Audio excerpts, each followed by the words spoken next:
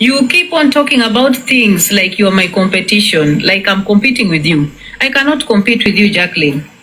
I can't. Okay, so let's go very quickly to the video where anasema I'm talking about things like, as if she were competing. Narudi tena shooting star. Narudi kwa hii video in a minute. Wacha narudi shooting star. Guys, this is what I said. This is what I said. I think Kapunye needs, so please don't. Kapunye needs some comprehension lessons, like for real. Like you need to be able to understand what someone is actually saying. Listen to this. This is what I said. Ngoja, I want to forward it. Hata ni forward. Okay. Attendees. Me attend koti kweli kweli. This was today. Mine inasema 4404 error. Koti iko. Okay. So that was me today. Relax and have courage. Thank you. This is what I was telling Diana Rose. Ngojeni. Asante. Ngojeni. Yeah, so guys, as I was telling you, so we just decided wacha tumpeleke kotini direct. Kwanza kesi naye. Kwa sababu hiyo kesi ya defamation against Diana has been watatafuta nini kwa lands kama na so it's a matter of you literally Nyako anaishi maisha yenye easy. The policing system is improving. Ngoja yuko Kenya. You guys are joking. You guys know. Ngoja nikilewa kwa nyumba Raila. Imagine. So that is what I'm telling you. If Lady J is hapo nimeipata guys, nimeipata non-entity kwa issues za UDA. Imagine ndo anapiga huyo mama anitoe kwa hiyo. Ni disk kidogo. Kitu kingine inaitwa Diaspora Women's Caucus. Diaspora Women's Caucus. Niko kwa hapo kwa ballot na Dana yuko Kenya. You guys are joking. Asa easy, it's very difficult for you to get huyo polisi wako. Yeah. Guys, now listen. Nimepata the exact place. Listen. This is what Diana is attacking me for. Listen to this. Aende ashike mtu sijui Mudhurwa. It's very hard. Saizi jurisdiction is saizi. The policing system is improving. Yeah. It's improving. Anakuja Kenya rudi aje na hana makaratasi. Kwani yako na makaratasi sijui? Katandwel sijui. Sijui kama kuna makaratasi.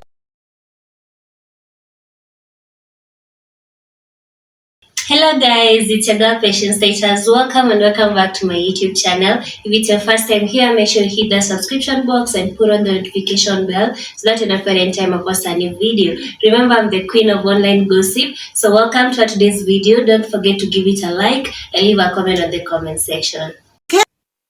I'm scared soon your mashabu will be dragging huku chini. Mashabu zitakuwa zina drag huku chini kama kitambo. And we don't want that. Come on, can you check your portions again, baby girl? Check your portions again. We are very worried here. Okay, we don't want a situation where the mashavus are reaching here. Zimefura kufura, we don't want that. Check your portions. I am telling you, as a concerned citizen, someone who does not like women gaining too much weight and then dealing with lifestyle diseases, okay? Mashavu zimeanza kumea. Na zinamea too fast. Check your portions, madam. I'm telling you that with love. As a concerned sister. Punyi, reduce your portions, baby girl. We don't want to deal with the same thing we dealt with. Like in what? In which year? Throughout your life. We've dealt with severe weight gain throughout your life. We don't want to deal with that. You had lost weight. We were happy.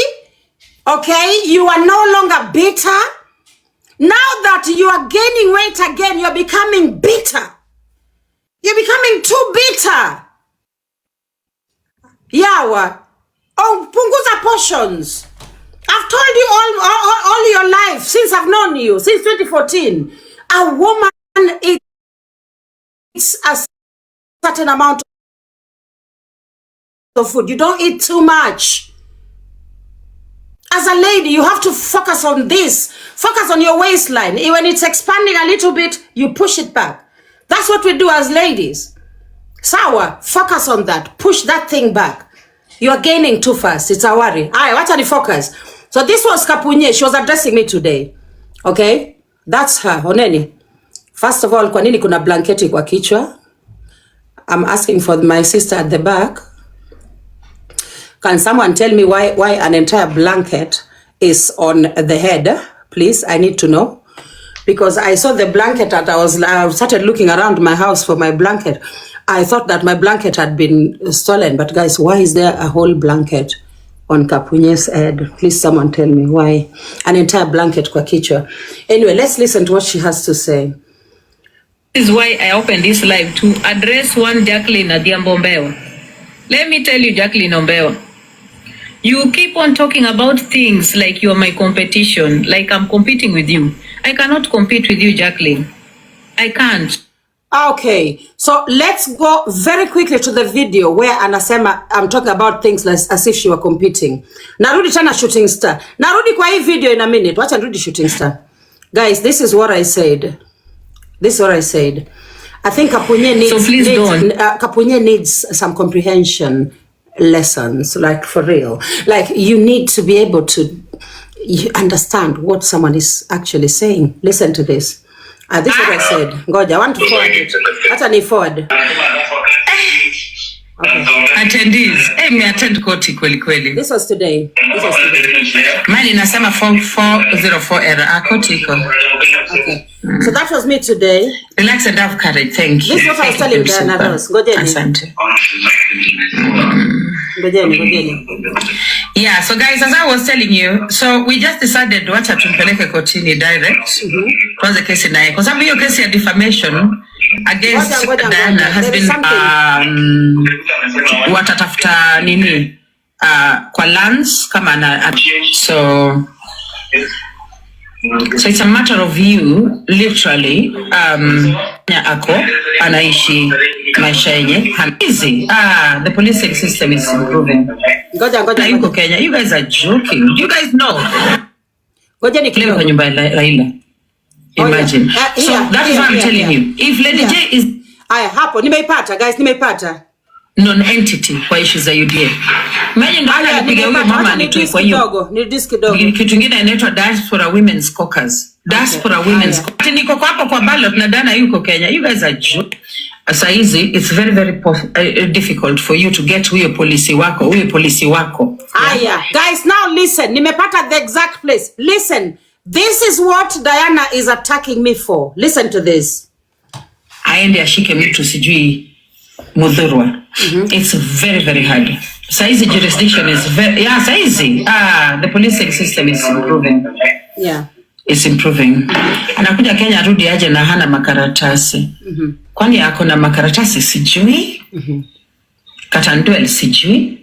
Sijui kama ako na makaratasi. Yeah. Yeah, I don't know whether ako nayo or not, but alisema nakuja Kenya. Yeah, anakuja. I know she's coming. Sikizeni. You know why Dana is coming home? Ni kwa sababu Lady J anasimama. That is why she's coming. Thank you. Because Lady J anasimama. Nimesema, do you know why Diana is coming home? Ni kwa sababu Lady J anasimama. Now, listen to what I say next. Listen, sikizeni. In Homa Bay. That is the reason Diana is coming to Kenya. So, yeah. Kwa hivyo mtamuona hapa very soon. Aizi 27. Aizi kosa kuwa hapa Kenya. 2027 Diana will be here. You will see. Nisinike ati niko kwa hapo kwa ballot na Diana yuko Kenya. You guys are joking. You guys know. You guys know how deep this competition goes. Mnajua kweli? Hey, girl. Sidi nyinyi niliwaambia jana kwamba Diana mpaka alipiga simu venye nilienda State House. Alipigia group huyo Masika Manja. Ako na group ya wanawake, I think wanawake kama 100, you know, 100 women. Dana amepigia Masika Manja anitoe kwa hiyo group yake. Dana thought that is the group ya UDA party. Waelewa? Masika Manja ni mtu mwenye ana run kitu kingine inaitwa Diaspora Women's Caucus. Diaspora Women's Caucus. Kitu kingine haihusiani na UDA. Waelewa? So she's a total non-entity kwa issues za UDA. Imagine Dana alipiga huyo mama anitoe kwa hiyo group. Dana nikiwa kwa nyumba ya Raila during the funeral ya Raila Odinga alipiga simu nitolewe kwa nyumba ya Raila. Imagine. So that is why I'm telling you, if Lady J is in the ballot, Sorry, naongea na familia yangu. I'm saying again, if Lady J is in the ballot, which I will be, that is why I moved to Kenya last year, so that I start preparing for elections in 2027. Waelewa. If Lady J is in the ballot, Diana will be here. Mupende musipende. Nawambia Rosa, she cannot miss. Yeah. Na hata hiyo position yenye naendea ndio yeye pia ataendea. The competition is real, my people. Yeah. Mnakumbuka venye juzi ameleta Milima Bona. Mind you, I brought Milima Bona to my platform. I had one of the best interviews with Milima Bona 6 years ago. Years ago on Facebook. Everything that I have done here on TikTok or on Facebook, I will be plotting it out for you. Diana will be doing the exact same thing. Mtaona. Si niko na CBO na run shule. Gojeni mtaona very soon Diana is running a CBO. Guys, I'm telling you the truth. I know this woman. I know her psychology. So, haya. Naishi Ndhiwa. Very soon mtasikia Diana amepatafuta shamba anaishi Ndhiwa. Yes. Kapish? Haya.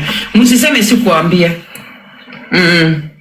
You'll hear that she's bought land in Ndhiwa. She's building a house in Ndhiwa. Mtaona. Yeah, it is the obsession is real. You will see. Yeah. So that's why I'm telling you, she cannot miss. Aize miss kurudi Kenya. Kwa sababu kumstaki US is a waste of time. Yeah.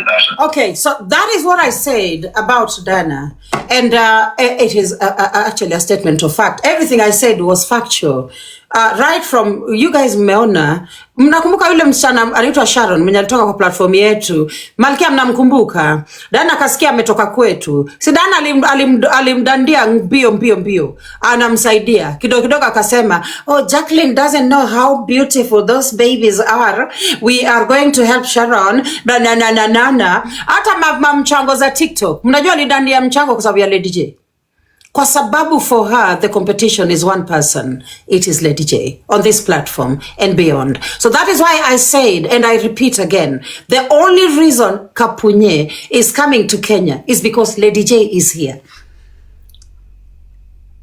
The only reason she's coming to vie politically is because I am vying in Kenya. Even when her return to Kenya is totally premature. Even when she cannot afford to come back to Kenya, atarudi. Kwa nini? Niko hapa na nitakuwa kwa hiyo kura. Aya, sikizeni what she tells me in response. Sikizeni what she tells me. Kapunye, what I said was factual. I was merely making a statement of fact. You understand?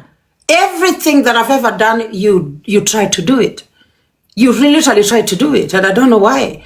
You know, maybe I am your teacher. You know, I am the guru. You're learning from your guru, which is good. No problem. I have no problem with it. Aya, sasa tuende kwa udaku trends kwa tulikuwa, alafu tupate hiyo recording. I'm suing someone.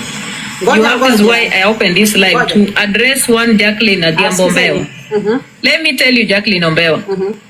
You keep on talking about things like you're my competition, like I'm competing with you. Not quite. I say these things to show you that I am your teacher. Mwalimu wako, sio competition. You know, I am your senior in every way, shape or form.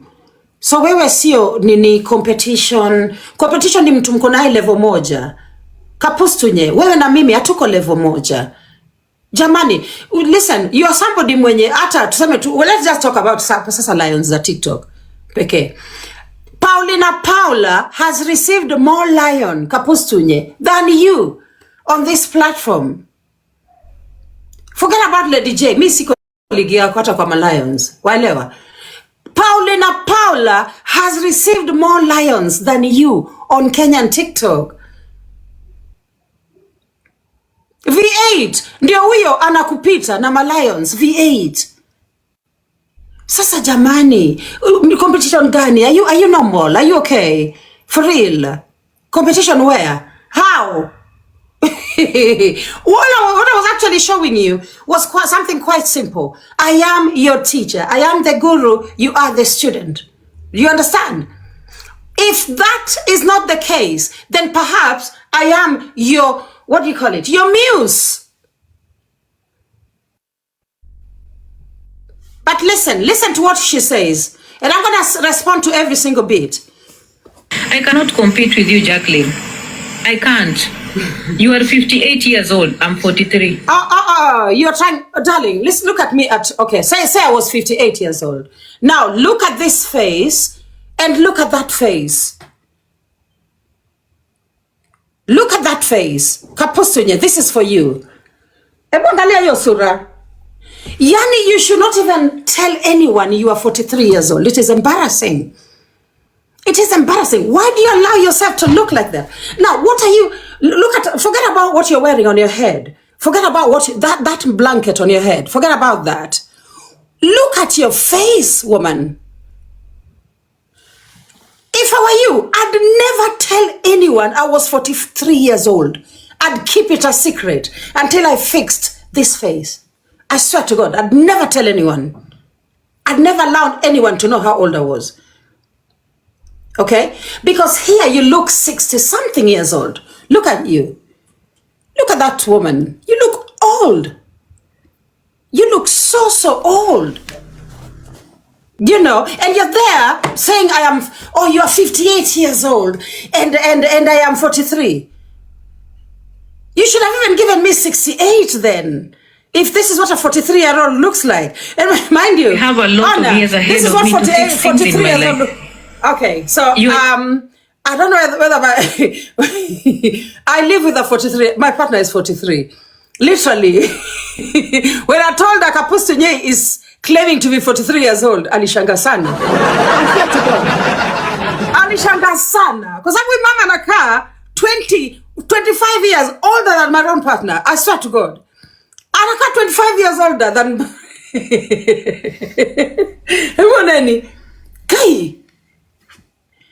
Guy.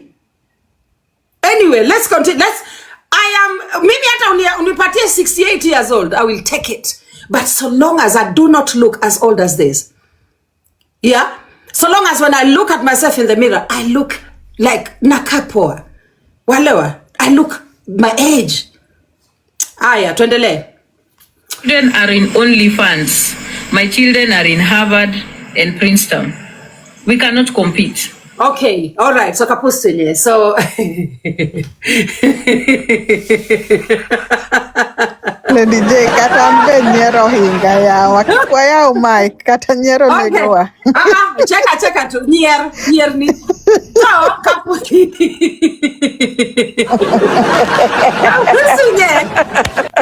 Kapustunya anasema the reason we cannot compete, my children are on OnlyFans, okay? And her children are in Harvard and Princeton. Munanielewa? Now, what I want to ask you, Kapustunya, you are the same person who came here and you told us you had graduated from a similar university, an Ivy League university. In fact, you said it was Pennsylvania State University. You got 2 degrees. Mpaka tukakukongratulate. Tuko hapo niko na hizo recordings nitaleta. Tukakukongratulate, umepata degree 2, uko na kichwa akili kubwa yenye naweza fanya degree 2 at once. Swale, ghafla binvu, tukaletewa evidence na uchot the same day ya graduation a few hours later. Yawa. Ya kwamba Kapustunya kumbe hajawahi kanyaga hata Pennsylvania State University, hata ajui classrooms za Penn State zinakaje, lecture halls ajui zinakaje. Alikuwa kwa community college anafanya course ya 6 weeks akapewa qualification ya worker. And now you are coming here, you are telling us that your children are in Princeton and Harvard. Tukuamini aje, madam? You are a serial, pathological, shameless, machokavu liar. Muulize location ya Harvard iko wapi? Maiye Nyasaye uoga. At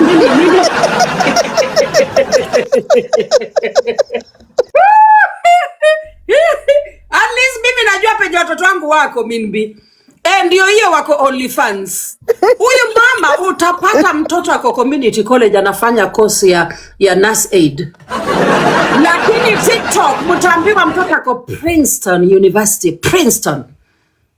We want evidence, Kapustunye. Hapo nimemaliza. Let's go to the next one.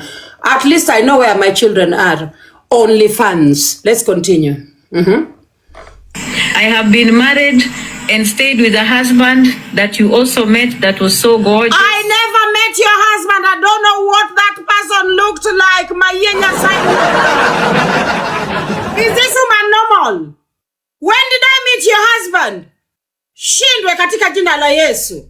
Ati he was gorgeous. My husband who was handsome was gorgeous. The person I saw was in a picture. Nikaleta hiyo picha hapa TikTok nikamkanyaga nayo. I called him mwenda zake. Nikakukanyaga na huyo mbona yako mwenye tumbo ilifura. Nikakanyaga na watoto wenye tumbo pia zilifura. Angalia kwa blogs, Kapustunye. I've never met your husband. The only interaction I had with your husband is when you conned me 48,000 Kenya shillings and your husband agreed to send me back that money bit by bit. Alikuanga ananitumia ka 2K, ka 5K, ka 4K kwa sababu hakuwa na do. Husband alikuwa maskini hohe hahe. Sasa alikuanga ananitumia pesa kidogo kidogo. Alikufa na 2K yangu. Hiyo pesa haikutumwa back yote. I need my 2K back. Thank you very much. Let's continue. Guys, I don't know this woman's husband. Never met him. Sijui. Najua tu ya kwamba alikuwa na tumbo imefura mpaka huku. That's all I know. Na saa zile tumbo imefura imeshafika huku. How can you put that such a person in the same sentence with handsome? Are you normal? Uko normal? Mtu mwenye nini COVID imekuja ikapita naye kama nini? Inaitwa na nini? Kama kalatasi.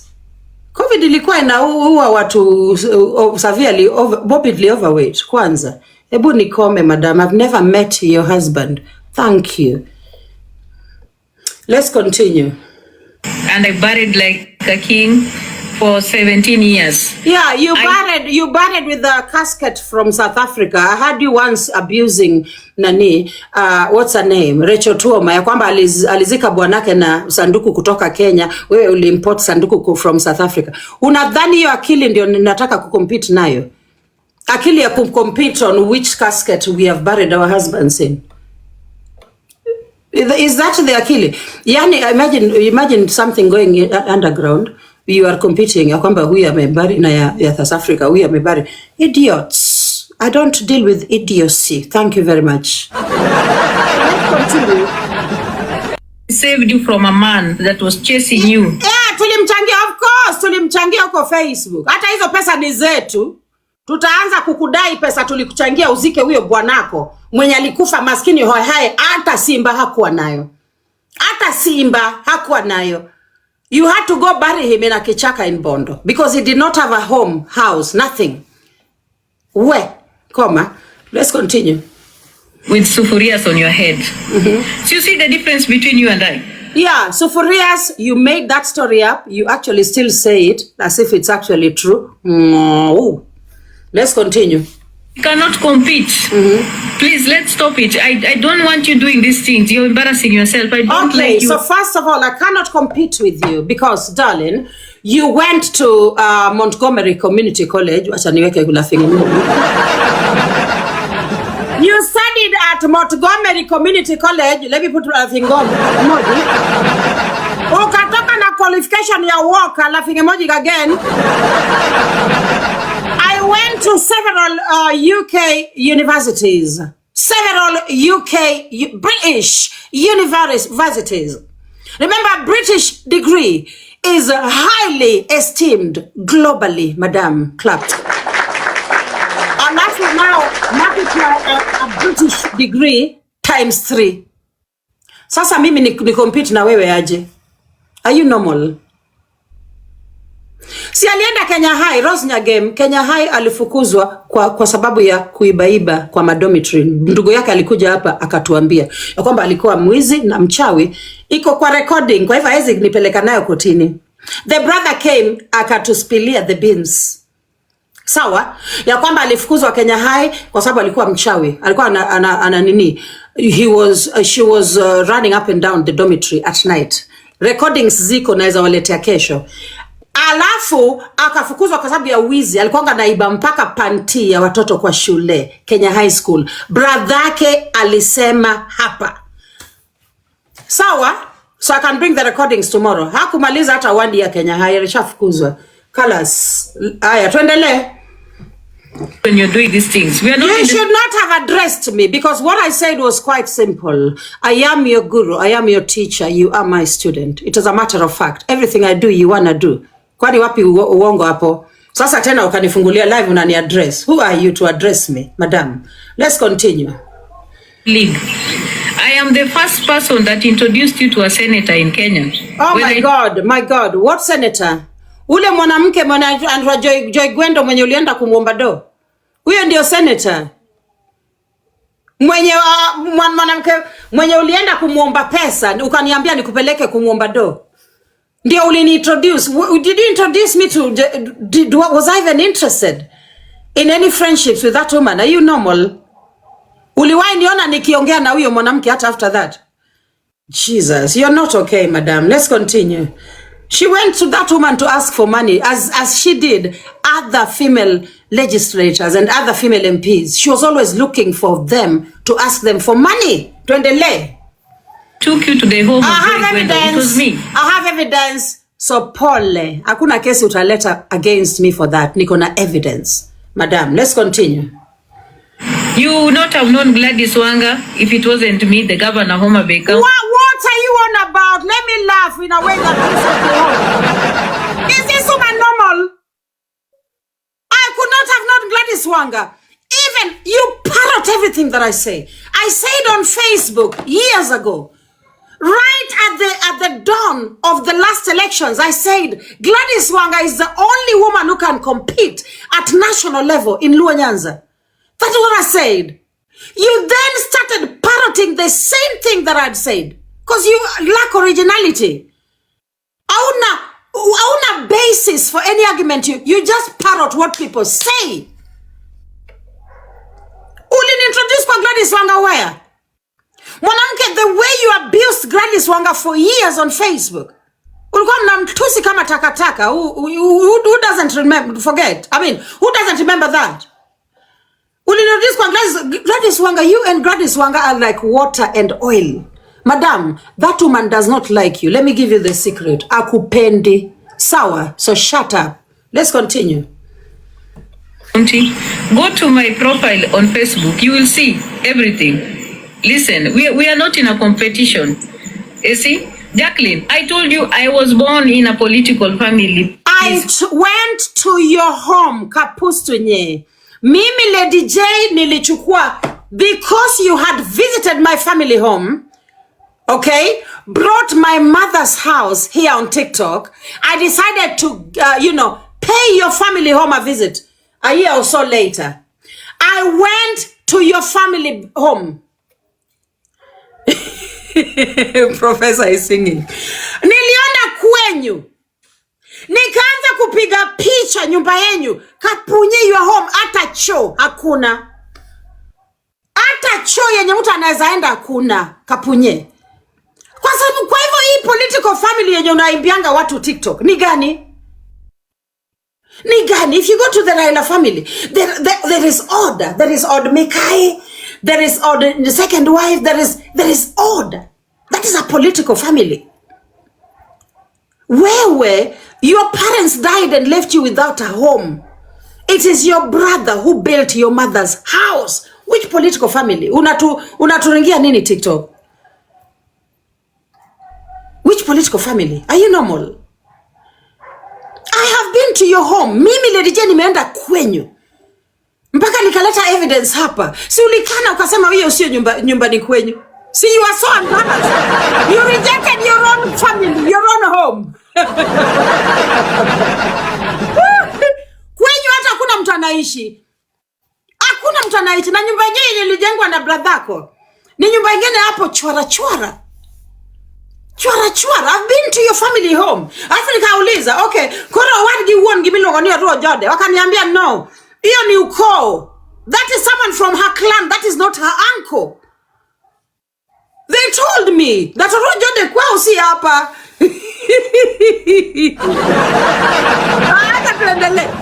So no, sweetie, I would lie to people who don't know you. Mimi Lady J wezi nidanganya. Danganya watu wenye wakujui. Hala? Aya. Please, you need to listen to these things. I've told you very well. That Ruto that you keep crying about came into our home when my uncle Orua. No, Ruto never came to your home. President Ruto, who is my boss. Mimi kama member of the UDA party, huyo ni boss wangu. Waelewa, and a political aspirant in the UDA party. Boss wangu alienda kuzika Orua Ojode, sio kwenyu. Ile boma yenyu liliona Ruto haezi ingia, na kuambia tu Rosafi. Aya, ni kudanganya aje. Ile boma yenyu yenye niliona Ruto haezi ingia, ile kichaka. Maiye Nyasaye uore. Hebu kaa kwa leni yako, ukae kwa kutulia, wacha kutupigia kelele. Aya, tuendelee. Was being buried so many times. Like, I don't understand. Like, what is wrong with this woman? Like, what is the No, there is no competition. I tell you again. I have degrees from the United Kingdom, British universities. You have a certificate from Montgomery Community College. Hakuna competition hapo. Relax, madam. Tuendelee. About what are we competing about?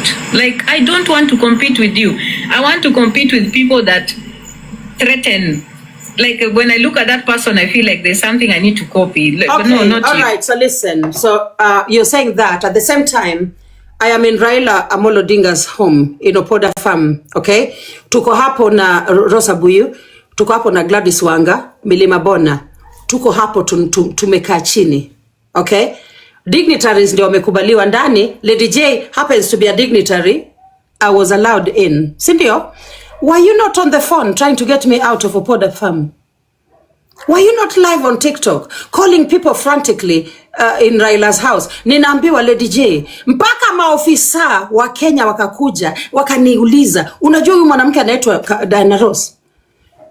Wakaniuliza, Diana Ross is calling here constantly. Ili utolewe hapa kwa hii boma. If you are not in competition and you don't admire me, why would you see me in Raila's house, okay, and then start calling people in Raila's home ili nitolewe kwa hiyo boma? Why? My darling, you admire me, you wanna be me, sweetie. Okay? Kubali yaishe. Atuendele. Apart from that, you see me at State House and you actually wish you are the one in State House. You are the one going to those meetings. You understand? You wish you are a delegate because I'm a diaspora delegate. Okay? Under the UDA party, together with the broad-based, coalition. You understand? That I am a delegate, a diaspora delegate. So you see me going to all these meetings in State House. You are there calling Masika Manja. Abaki kwa Rigiji na kuja, I'm coming to that. You are there calling Masika Manja, mwanamke mwenye has no influence whatsoever in the UDA party. Ati anitoe kwa group yake ya matakataka ya watu 100. You should have removed me from the UDA party group. Hapo ndio penye kuna ballers. Hapo ndio State House iko, the UDA party group. O ama unitoe tu kwa UDA completely. Deregister me from UDA for me to see your power. Ona, deregister me from UDA. Unaona? Hapa ndio ungenitoa hapa. Ungeni deregister from the UDA global. Wewe baki na Rigiji. Wewe ni ulienda na Wamunyoro, ulitutengenezea poster ya kwamba unaenda kwa siasa na Wamunyoro. Baki na Wamunyoro. Stop being Lady J. I've been very consistent in whom I support. Very, very consistent. Without shame, I have stood with William Ruto. Sawa? Wewe baki na Wamunyoro. Stop copying Lady J suddenly. Kujipendekeza. Hala? Anyway, let's continue. Let's continue. Baki na Wamunyoro, wacha kutusumbua akili, madam. Let's continue. So stop all that nonsense. Like, you're not a threat. You're not. I am your biggest threat in Homa Bay County. Do you know why? I'll tell you why. I'll start with this one. Yes, I'm coming to Homa Bay to fight for the women. No. Ngoja. First of all, ukisimama kando yangu, nilikuwa nataka nikuonyeshe height yangu. Okay? Sadly, my whatever is not long enough. Ukisimama kando yangu kapustunye. I even have a picture yenye ulipost I think kwa platform yako, or you are doing a live showing me kando yako tukiwa tumeenda kupeana sanitary towels nafikiri. No, tulienda kupatia widows the money that I brought to you from England, yenye ulienda kupatia nayo watu inaitwaje, widows in Kariobangi, food and soap. Unakumbuka hiyo picha yenye nimevaa long ya white Kapunye? Ulikuwa unanifikia hapa, unakumbuka? Unanifikia hapa madam, hapa. Darling, I am a big threat to you. I am a big threat.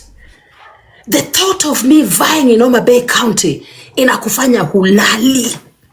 Kwa sababu unajua tukisimama tu hapa addressing just Umati, my darling, no one will notice you. I'm telling you for free, Kapunye. Me standing next to you addressing Umati, nobody will notice you. Nakwambia Rosafi. I command presence, madam. And that's why I keep telling you this. I'll bring some of the delegates here one day. I was in State House. Everyone kept coming to me and telling me, my God, you look like a woman rep. Capish? Okay? I command presence, Mimi Lady J. I'm 5'9", and I have the face of a leader and the language of a leader and the confidence of a leader. So I am your biggest threat. You've not even thought about Opunga. You've not thought about Bensouda. You are constantly thinking of how you can eliminate me. That is your problem. I am your problem, madam. Okay? Kubali yaishe, bwana. Aya, tuendelee. And I'm coming there by right because I am a daughter of Homa Bay. Oh, ethnicity politics. Someone is coming from America. Na siasa duni, siasa ya ujinga.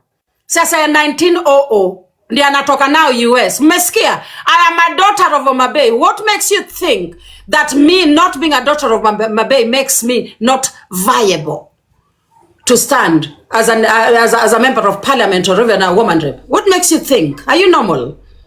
We are in 2026, madam. Look at your eyes. Ebu angalia macho zake. Look at her eyes. Wang rua dreka wang jajuok. Ebu. Oh, mama ni kata opugnya sungu poko chako kata paro ni opugnya sungu rito wa Homa Bay. En podola record at TikTok. Nikech I am the threat. You know how you know they are actually I'm tired. Okay, coming from the United States with her knowledge, umuulize the mayor of New York is from where? Watu wache hiyo ujinga nyabe. Umuulize the mayor of New York City is from where? A Tanzanian, Indian, yeah. So hiyo anya Homa Bay is null and void. Imagine, Kenyan. Listen to what she says. Imagine this woman. My father is from Dhiwa, Ratanga, Homa Bay County. My mother is from Rusinga, Kamasingre, Kokongo, Lunga. So I am a daughter of the soil. Now, I am also a daughter of the soil. I stand strong on the soil. Inyisango. In a rally, in a political rally, we will still be sitting there waiting for you to tell us where your mother comes from. Ama will be waiting for you to sell us your policies. Are you normal, mwanamke? Tutakuwa hapo tunangoja. Oh, my mother comes from Rusinga. My father comes from Ratanga. Who cares? Who cares about that stupidity? Are you normal, madam? We are in 2026. Aya, sikizeni. It's very, very silly. This kind of politics, stupidity. And that is why you do not stand a chance. If I'm on the ballot, Kapunye, you do not stand a chance. Because you're very, very retrogressive. Munaelewa? You are very retrogressive, very backward, uneducated, uncivilized. That's why you don't stand a chance with me in Homa Bay. And darling, I am in Homa Bay. That is my home, Kitanuka. Sawa, tuendele. By definition and everything. So if you want politics that is good, come and we shall be there. We will campaign. I am not coming. I live in Homa Bay. Okay? wewe ndio utoke US. Ni mara Lady J. Unanibamba. Baada anapumua atatoka niweza kujebushidhiwa shwari. Mimi naishi Mabei. Hata jana niko kwa nyumba yangu Ndhiwa. Penye wanga nakuja naambia watu TikTok ya kwamba huyo mama alifukuzwa kwa boma yake in Ndhiwa. Guys, I live on my own ranch of 200 acres. I have no neighbors. Utanipata wapi unifukuze Ndhiwa? You normal? Madam, I live on a 200 acre ranch that I own. Utanifukuza aje Umabe? Are you normal, madam? And I have security men all around my property. And they are in uniform. My security are from a security farm. Wako na uniform. Where? Tuendele. We will go slowly. We will go slowly. Tuende nalo. And sell what we are going to do for the women in Homa Bay County. That is all I had to ask you to do. Mobilize your people and talk to the people in Homa Bay County so we can have madam mwenye amekaa ngambo 10 years ananifundisha how to do politics in Kenya. In that 10 years, let me tell you my people, she has not stepped this country. She doesn't even know how the country runs in 10 years. So she's now educating me on how to do politics in Kenya. You normal, madam? Anyway, tuendele. Hata barabara amesahau Lady Jacqueline. Ajui hata barabara kwenda kwao. Mimi mwenyewe nilienda kwao nikichaka. We literally had to clear paths to get to I saw you. Unapigwa kama usha collect data Lady Jacqueline.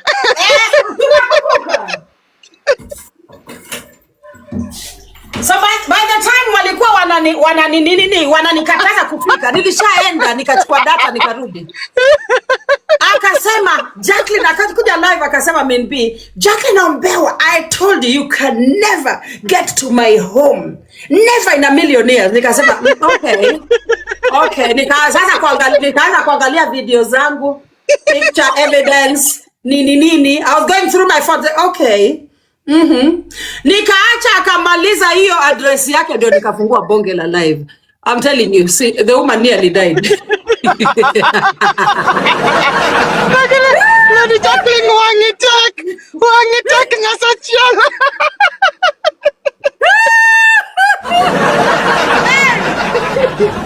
Aya, let's continue.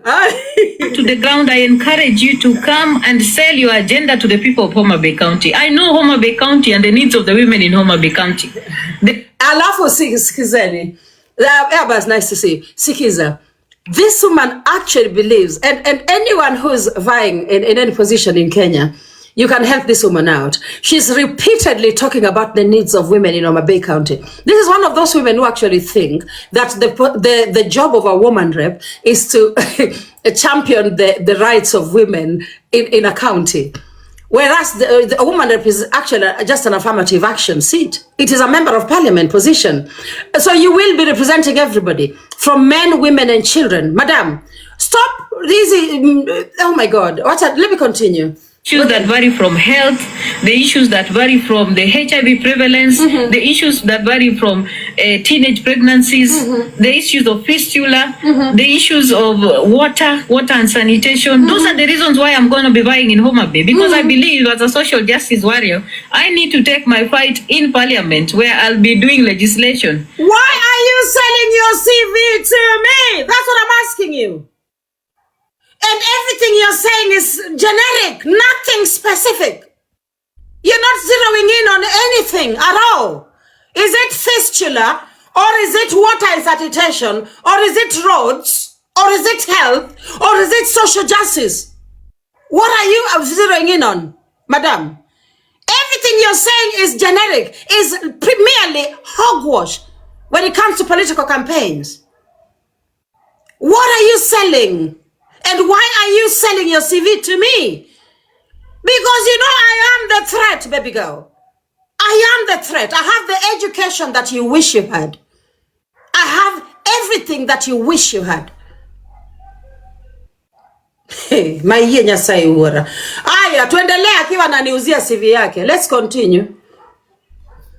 want to make sure that I do not just talk about issues of women online, but I want to take my fight to parliament. You understand? So I know that we do not have enough representation. That is why I'm throwing myself into the... Why is this woman selling her CV to me, guys? But anyway, let's continue. I'm already bored. So I welcome you to Homa Bay County.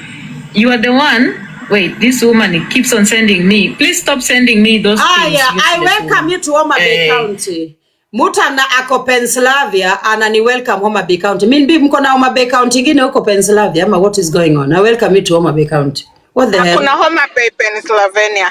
Kunayo. Ah, no wonder. Maybe I'm welcome you to Homa what?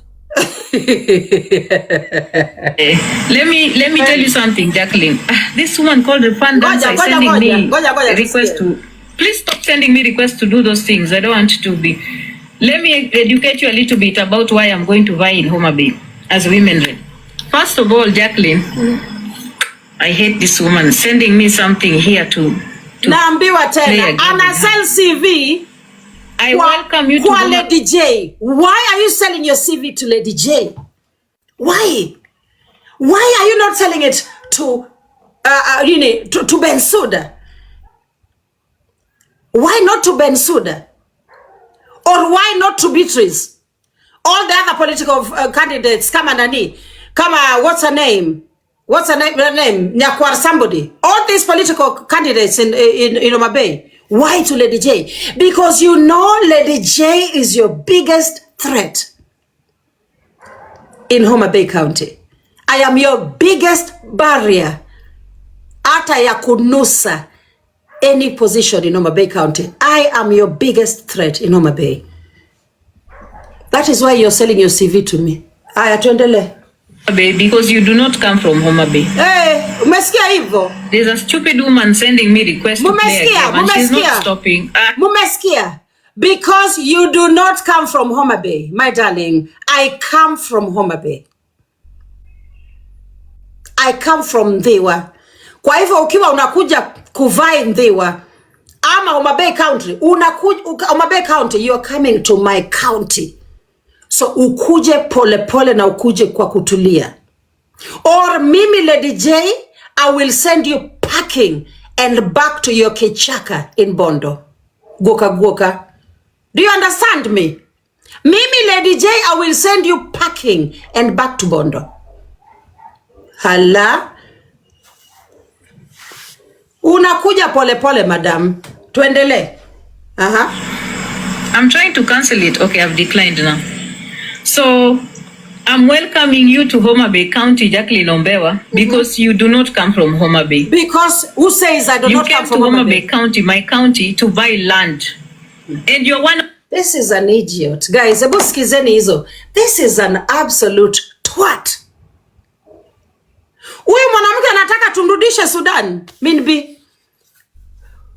Tuseme, oh, you Luos do not deserve to vie for presidents in this country kwa sababu your ancestry is in South Sudan. Are you normal? I thought the best person to vie for a position is a person who resides there. So whether you bought land, you are a resident there. You pay your taxes there. So that is where you need to represent. And by the way, kwa ground, vitu ni different. Kapunye, you will suffer. Come to Homa Bay, utarahara. Ngoja tuendelee. Aya. One of the reasons why I'm going to be campaigning, because you're one of the people that come to Homa Bay County, you buy land from the poor people in Homa Bay, you take away acres of land from the poor people in Homa Bay, and you leave them with small pieces where they cannot even do anything. You buy from the poor, vulnerable people everything and everything that they have. And you leave them with small spaces that they cannot do anything productive to take care of their families. I'm not into that. I am interested in people having land ownership that is fair. I want people to be able to have their land and people to use their land to improve their livelihoods in Homa Bay County, because it's a good productive country. I do not intend, as Diana Rose, to go to Homa Bay to buy 100 acres of land. That's not what I want to do. It is actually 200, Diana. The reason why you will not buy hundreds of acres of land is because you do not have the financial power to buy those acres.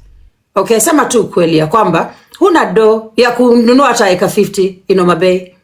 Hello, kwa kutulia madam. Sema tu kweli ya kwamba uko na wivu. Si kitambo ulikwanga unasema eka yangu ni 15. Tena leo umeconfirm ya kwamba there are hundreds. Are you normal? So you're coming to campaign against me? The person who bought land from willing sellers. Willing buyer, willing seller. Have you ever heard of that? Someone wants to dispose of their land. I have a bit of money. I buy it. And who told you I bought land from one family? It's only one family that sold me 80 acres, one, because they have land like soil. They have a lot of land. You are operating from a scarcity mindset. And you really do not know Homa Bay County. That's why you're talking like you're talking. Homa Bay watu wako na shamba, madam. Okay? So kaa kwa kutulia.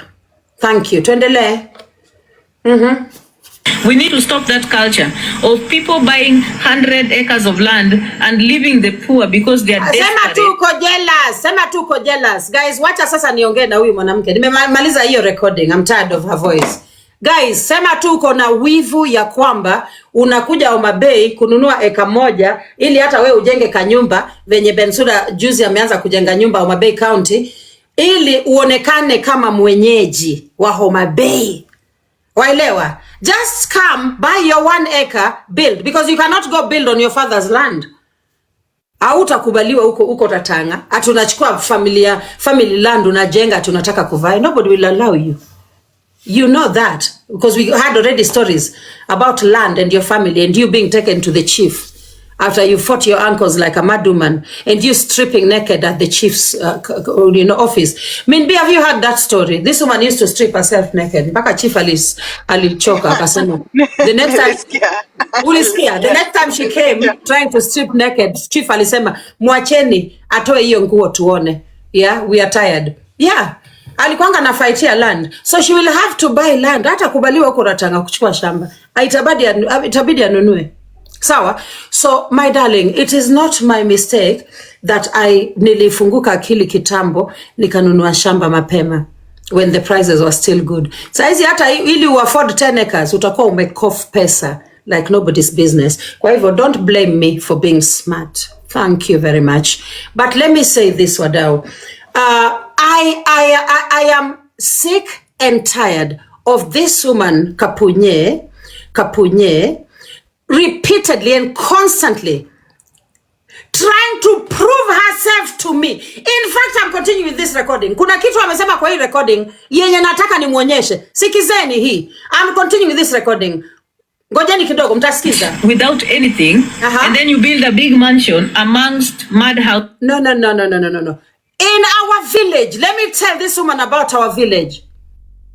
That's just sick. Sikiza, you build a big mansion amongst mud houses in our village in Sigama Ndewa. Sigama, we have food like soil. We have a lot of food. Sigama tuna njaa. Waelewa. Na tunalima everything from bananas to miwa to potatoes. We have everything. Kupata nyumba ya nyasi Sigama is very, very difficult. I swear to God, getting a grass-thatched house or a poorly done mud house, very hard in Sigama. Hizo shida mkonazo uko Ratanga. Sigama is a bread basket of Ndewa. Almost everything that is sold in Ndewa comes from up our side. Apart from the grains that are imported from Tanzania and Uganda. The food, the main, apart from, of course, and fish as well from Sori and Magunga. The food that is mainly sold in Ndewa comes from us. We are the food basket of Ndewa, madam. Okay? So kwetu hatuna njaa. Kwa hivyo hiyo idea yenye uko nayo ya kwamba mtu anatoka anakuja kuinunua shamba, watu wanabaki bila kitu, it is wrong. Sisi tunalima miwa. Okay? We are rich in Sigama. We are not poor. Thank you very much. Let's continue.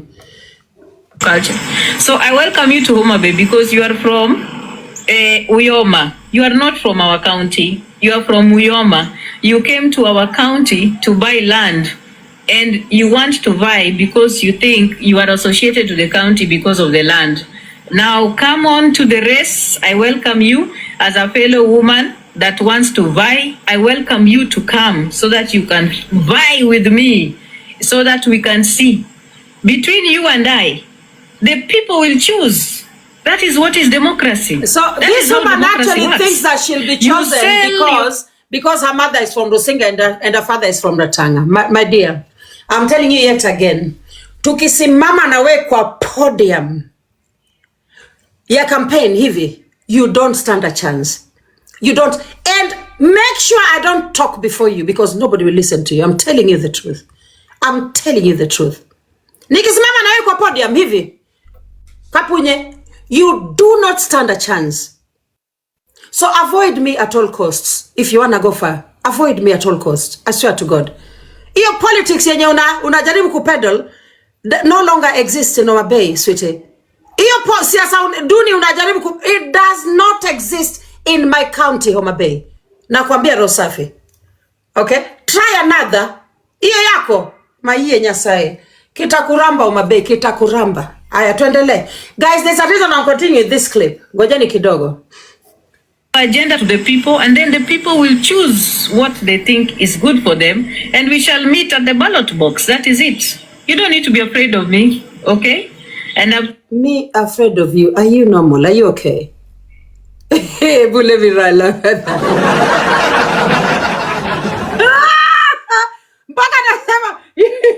Okay, thank you, honey. Thank you so much. Yeah. Mpaka nasema, you don't need to be afraid of me. How? Are you normal? Tuendelee na hii recording. There's a reason I'm actually playing this one. I wanted to stop it, but there's a reason I'm playing it. Told you it's good for me to introduce myself. I am from Dewa, Ratanga, Kosoko, Nyagoruo, Jode Serikal. If you don't know, my father was an assistant minister in the government. Okay, bring evidence to that. Kapostunye, you said you went to Pennsylvania State University, ukakuja na graduation gown. Ukatuambia umeshamaliza graduation ya kwanza ya degree ya kwanza, unataka kukimbia mbio mpaka university ya pili upate your second degree. Ukatuambia mpaka umeshapewa mpaka inaitwaje? Scholarship ya masters. And it turned out you did not even do a diploma. You did a certificate course ya 6 weeks. Ukatoka na qualification ya worker because hata hiyo certificate course hukumaliza. Haya, tuendelee. Because ulikuwa TikTok unatusiana, so you could not even finish a 6-week course. Maiye nyasai wora. Laughing emoji. So bring us evidence that your father was an assistant minister. Leta kwa karatasi. Bring it kwa karatasi. Hala. My father was a man that also vied for the Madare seat and lost with 7 votes. He lost an election. How many people lose? Do they come and bragging to people ya kwamba, oh, I vied in Homa Bay as the MP of Rangwe and I lost? Is that even something to come brag with on TikTok?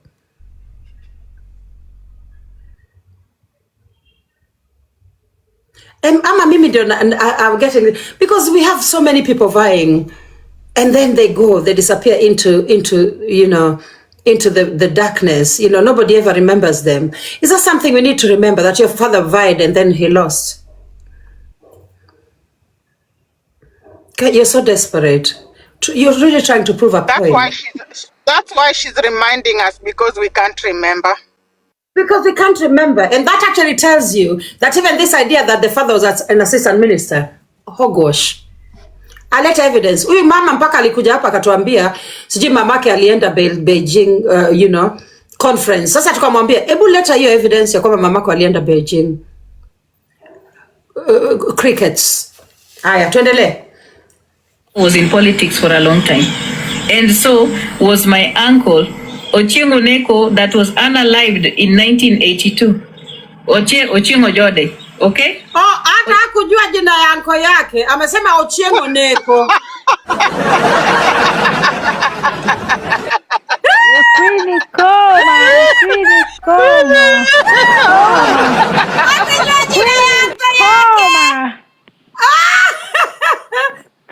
nikasema Achibase, nikashangaa nikasema Achieng' Oneko is from Uyoma. That is a son of Uyoma, Chianda, Alfakra Gengni. You are. And that was one of the Kapenguria 6, Achieng' Oneko. Yeah? So I'm wondering, is this woman confusing Achieng' Oneko? Anasema Achieng' Oneko ni anko yake, tangu lini? Tangu lini? Kumbe ali confused, ilikuwa Ochieng' alisahau jina ya anko. Meaning anko is not really anko. Anko sio anko. Ni mtu kutoka village yake. Ilikuwa inaitwa Kapenguria 6 flower, si ndio? Yes, that is Achieng' Oneko. But yeye yako hapo, tena ghafla binvu Achieng' Oneko is our uncle. Let's continue.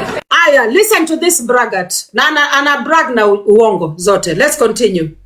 Achieng' Ojode was unalived in 1982 during the coup for Moi. That was from my family. And then my uncle Joshua Orua Ojode was internal security minister. That was my uncle. So when you are crying about uncle mwenye anafuata baba marangapi, tuanze hapo. Kapustunye, huyo uncle yako Orua Ojode anafuata father madidi. Enjalu bang baba umaradi. Koso baba uluwe maradi. Danganya toto jinga. Those people come from your village, but you want to kwamilia them because you come from a family without a name, a recognizable name. That is why you have to cling on to these big names for recognition, sweetie. We know the rule book tunaijua. We grew up with that. Wailewa, maybe I remember my uncle's kids, they used to introduce themselves with my father's name. Because uncle hakubarikiwa venye father alibarikiwa. We know that rule book Kapustunye. We know it very well. Okay? So wewe umekwamilia the Ojode family, umewashikilia hivi because that is the only way you can have a name on this earth. Okelo is a nobody, Ojode is somebody. Sasa wacha nikwamilie Ojode. Hapo tu nikwamilie Ojode.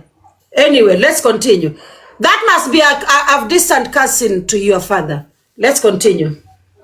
Raila, me, I used to move from my uncle Orua Ojode's house when we used to go and cook for Aida Odinga. You are maids, my darling. Let me laugh in a way that pleases me.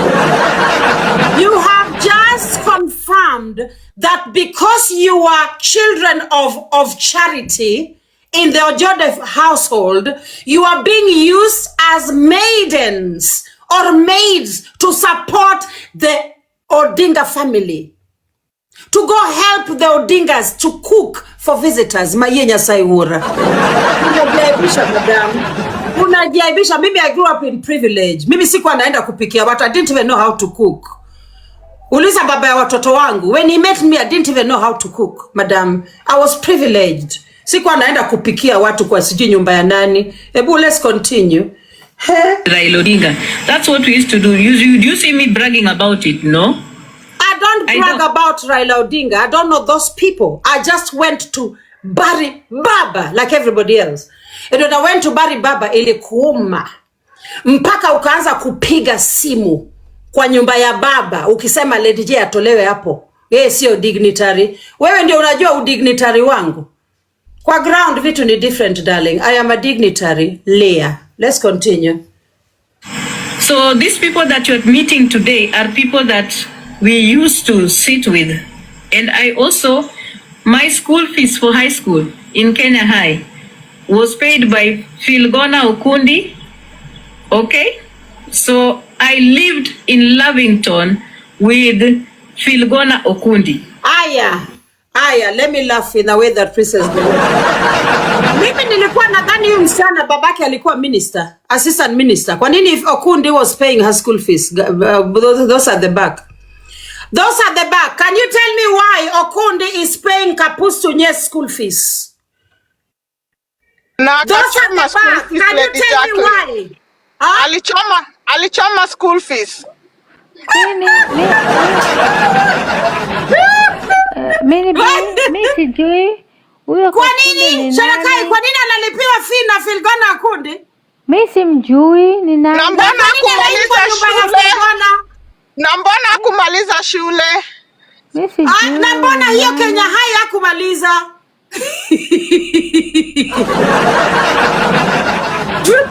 Mtu anajiandika peke yake, akiweka na akili. Yeah.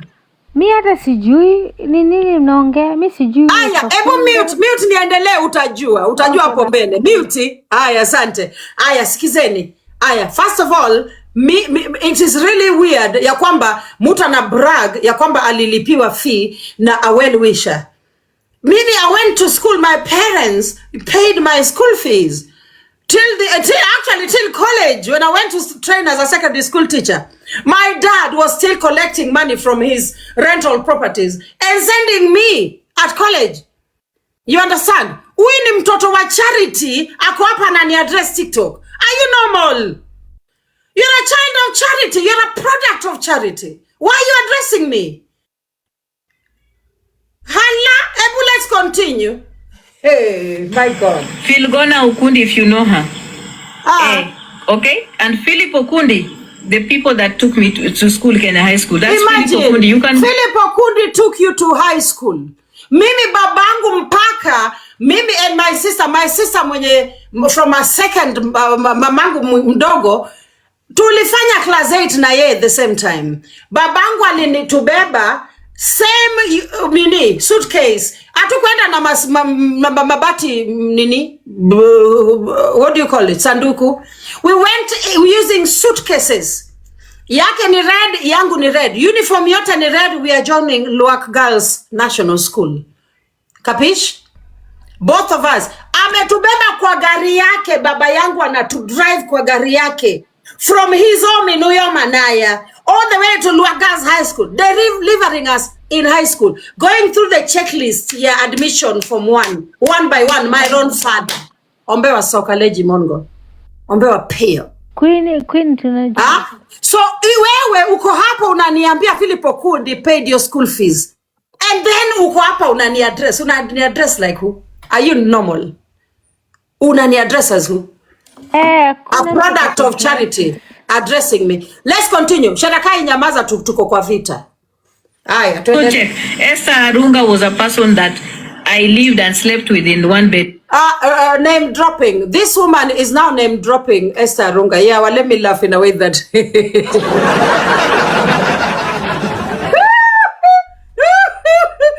so funny. Exactly. So Esther Arunga. Is Esther Arunga somebody to admire now? The ending. What was the ending? The ending. Are you drop names that we can admire? Imagine. Esther Arunga is a Lenny de Lulu. Mwenye alienda crazy huko Australia, si mara si mtoto nitaongea saa ngapi? Naomba ni bado nini? Bado na kanyaga Sherakai. Nikishaanza kumaliza vita, alafu utaongea. Haki nimeona Mosiria. Mosiria, nice to see you. Aya, let's continue. Tuendelee. So please, if you are talking about influence and being around people who are influential, I believe it's not my fault that your father was selling skaringuru. I know that poverty is not a good. Okay, it's not my fault that your father was selling skaringuru. Kapustunye, this is my father. This is my father. I want to show you my dad. This is Ombewa Soka Leji Mongo. Okay? Okay, that is my dad. Ombewa Soka Leji Mongo. Okay? Jamoko. Waelewa?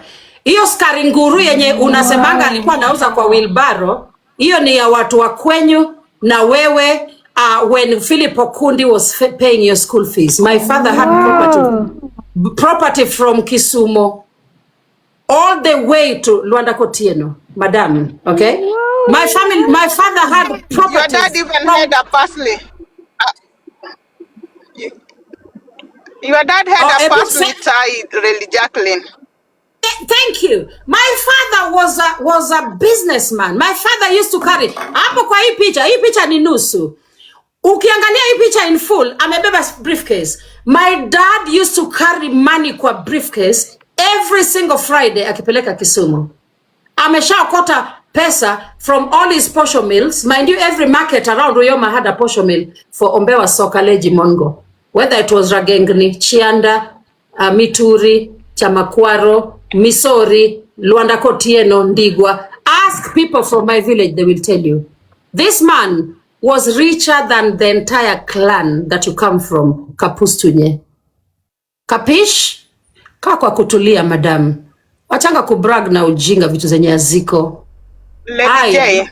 Yes. Ametuambia she was around influential people, but looking at her plus her siblings, are you seeing any impact from the influential people? Like why Nothing brag? whatsoever. Nothing. Nothing. Zero.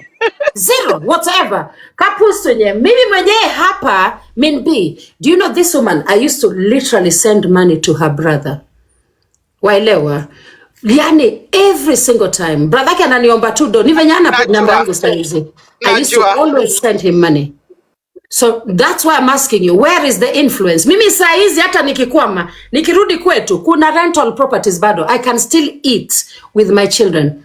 Kapunye, do you have any property to your name that your parents left you? Hata moja. Aya, this is mommy dearest. Wacha nionyeshe mamangu. That's my mother. Okay? Kapustunye, this is mommy dearest. That's my mother. Do we look poor? Ya kwamba babangu alikuwa That's my mom. Okay?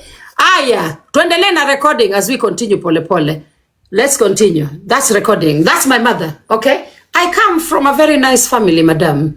Ni venye, you imagine that everyone is born in squalor like you were. You imagine that everybody had to depend on the charity of others to survive. People like us, we went to boarding school at the age of 6. I remember as a kid, my dad used to, and mind you, he had 26 children. The rich man with many wives, he had 5 wives, 26 children. And all his children went to boarding primary schools. Huyo ndio mtu unakuja unatukana kwa TikTok, are you normal? Kapunye. Wewe umeenda Umabei primary school. Si ndio penye ulienda that day school? Uko Umabei ile day school ile chafu ije uko Umabei town. Ama you didn't even go to Sango Academy. Ningekuheshimu kama ungeenda Sango Academy. Lakini ulienda Umabei primary school. We, koma na utulie. Wacha kubrag kwa maneno zenye aziko. Takataka idiota. Aya, let's continue. And you have several times told us about the struggles of your family. We come from 2 different worlds. I have never said we struggled. Kapunye, you came on TikTok and you told us that you struggled so much mpaka ulikonga unauza mandazi ili ulipie Nelly fees. You told us with your own mouth that you had to sell mandas to pay fee for your sister.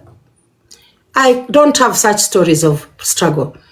Okay, this is me as a child. I don't have stories of struggle. Queen. Ngoja kidogo nani. Ngoja kidogo. This is me as a child, and that's my family home. And actually, I had cleaned this picture on whatever, on live. So this is me as a child. A cleaner version of this picture is this. Nilienda nikai clean. Okay, nimeisafisha. Waelewa? That is the family home I was born in. Do you look poor?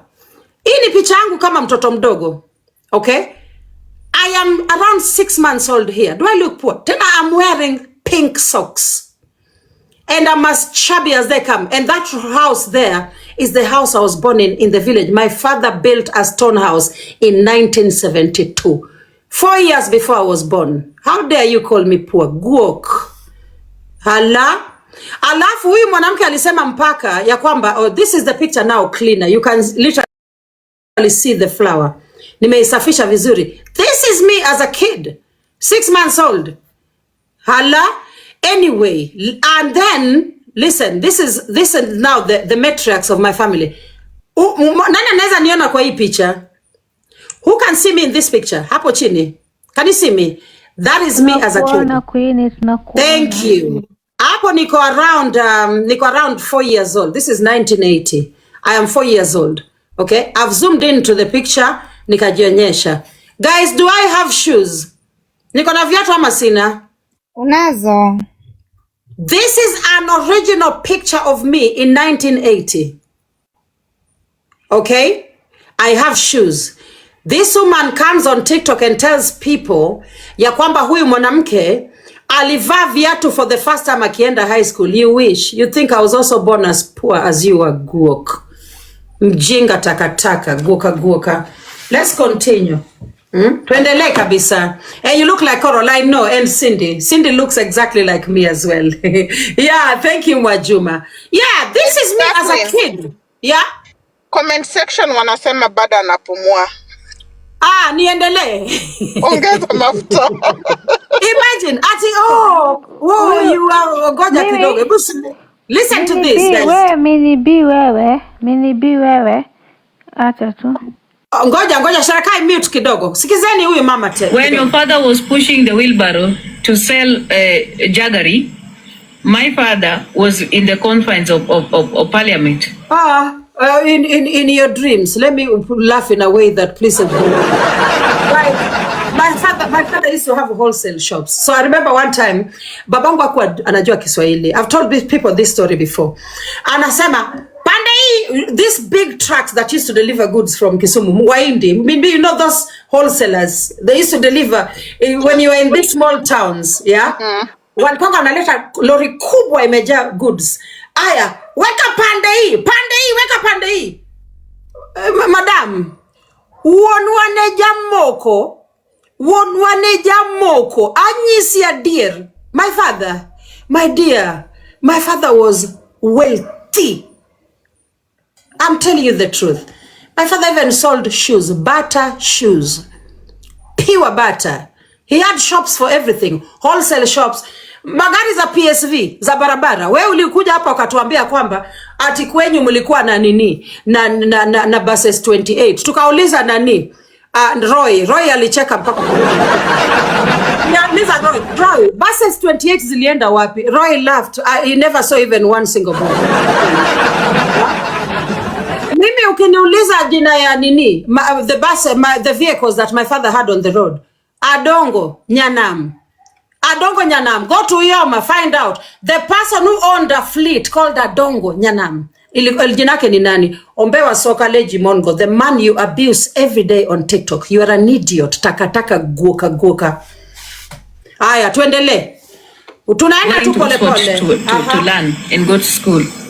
People that were discussing about the Lancaster conference. So we are all right different. Now Kapunye babake alikuwa na discuss Lancaster conference alongside Achengo Neko, Ogingo Dinga, Jomo Kenyatta and the works. Let me know. Alongside Tom Mboya as well. Guys, mnasikia Kapusunye? Dreamer par excellence. Let me laugh again. Aya, tuendele. So you see, it's different. You know, the schools I went to, I know that the first time you put on shoes was when you went to Ulanda. I never went to Ulanda, number one. Number two, my father sold shoes. Babangu ndiye alikuwa kiatu. Madam, so kaa kwa kutulia. Wacha kutupigia kelele guogni. Aya, well, let's continue. That's not who I am.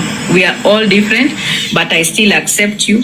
Come to Homa Bay. I don't need your acceptance. I'm telling you again, sitaki your acceptance. Okay? Alafu tena nakuambia, you keep telling me come to Homa Bay. Kapunye, I'm telling you again. I am your biggest threat in Homa Bay County. The Luak was Luak back then. Thank you, lady. And Luak used to become top 5 in girls' schools in Kenya in terms of performance. Sikiza, I want to tell you something, Kapustunye. I am your biggest threat in Homa Bay County. That is why you insist on addressing me and belittling me and making me small.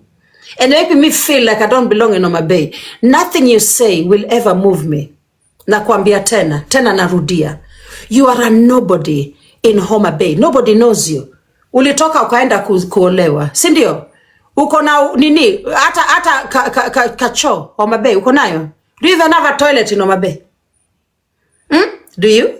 Tuanze na hapo. Do you even have a store in Homa Bay? I live in that county. Don't keep telling me, come, we welcome you. Who? You and who? You and who? Nakuambia tena, Kama aspirants wote wamewekwa kwa podium waongee, Kapunye, let me not talk before you because nobody will listen to you. I swear to God. Nobody will listen to you. Make sure you talk before me. If I talk before you, nobody will listen to what you have to say.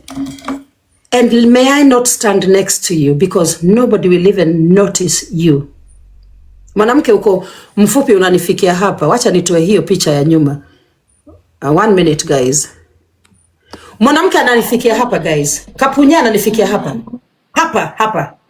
Waelewa? Hapa. Chanakai ngoja, tunaendelea. Hapa, ananifikia hapa. Nikafupi kama nyundo. Alafu anakuja ati anasimama, my darling, you are in for a run of your life. Ngoja, kuja Umabe.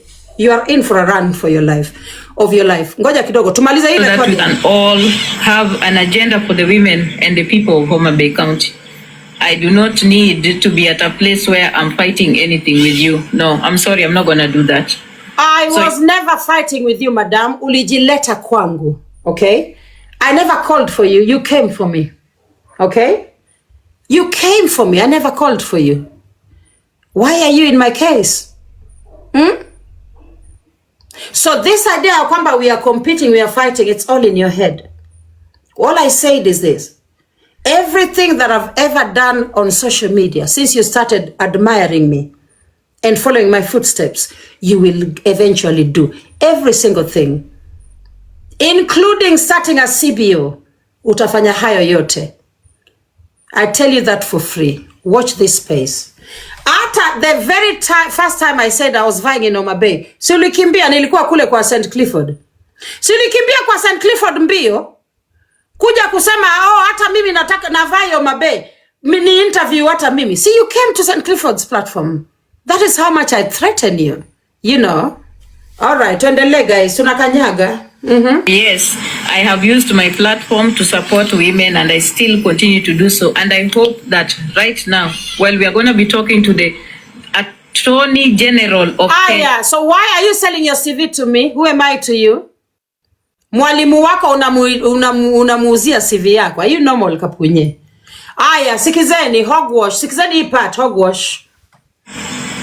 I'm going to ensure that I present forth to her a bill that I hope can be presented in Parliament by one of the legislators to protect women from digital violence. That is my agenda. So I aim to bring change.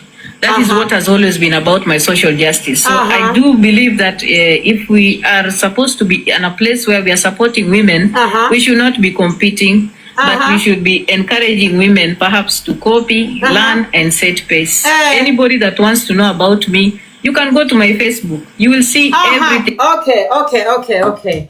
So this woman wants to put a bill forth in Parliament. This is the same woman who said that the Kenyan awards, Kenya TikTok awards was going to be on Google. Hatukuona. Alisema vitabu mbili zinatoka by December. Hatukuona. Alisema ya kwamba vitu mingi sana, sijui tutakuwa kwa TV, hatukujiona kwa TV.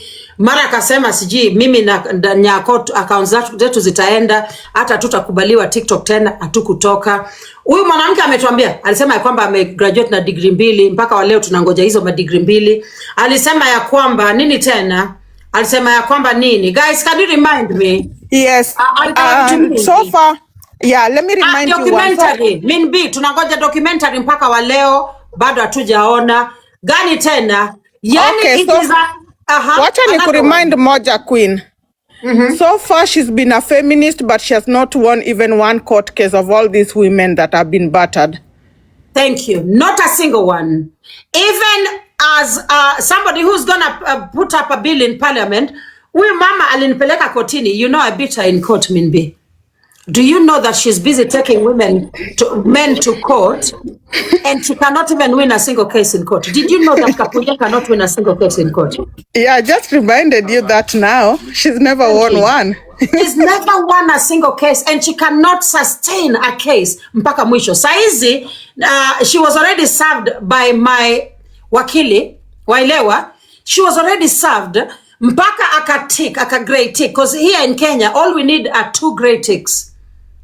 2 grade ticks. That's all you need for you to serve someone. Ukiserve mtu through WhatsApp, you just take a screenshot of 2 grey ticks, una upload kwa portal. That is all you do. Yeye anasema bado, because she does not understand the laws of this country. She's been gone 10 years.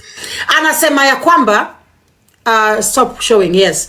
Anasema hivi ya kwamba, guys, anasema ya kwamba yeye lazima asaviwe uko Pennsylvania, lazima apelekwe leta Pennsylvania kwake mpaka yeye mwenyewe aconfirm ya kwamba amepata barua ya kwamba amekuwa served. We live in a digital age now, Kapustunye.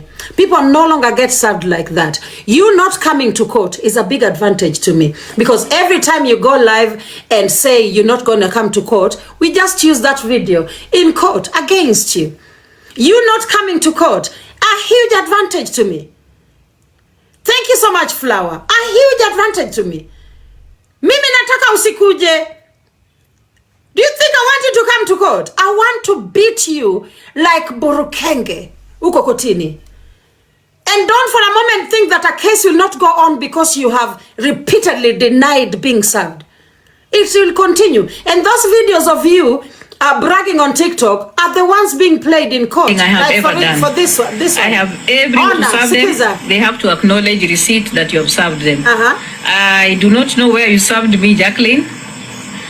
If you served me, I need to acknowledge receipt of you serving me before we go to court. I hear you are calling, saying that you are being served or anything. I don't want to start. Okay, continue. War with you, because if I do, my dear, you will cry. Oh, are you sure? Are you sure? Like I rubbish you every single time. I rubbish you like I'm mjinga every single time. Are you sure I will cry if you start war with me? I dare you, Kapunye, start war with me now. Start war with me, because I literally sweep the floor with your stupidity every single time. Every single time. Because vitu wewe usema ni vitu za kijinga. You're a wannabe. A fake and a phony. Okay? Start war with me. And let's see if I cry. Hala. Yeah. So guys, so this is how you serve people in Kenya. Let me educate this woman, Rakaraka. I'm going to now open her, the first time we served her. I'm going to show it to her. Very, very quickly, guys. 1 minute. Okay. Diana Okello. 1 minute. I want to show her something, because I know she's here. Hizi toka hapa mpaka nimalize. Namjua. Okay, 1 minute, guys. Diana. Okay, I think I left it up here. Diana, Diana. So guys, so this is Diana Okello. So Diana Ross 1.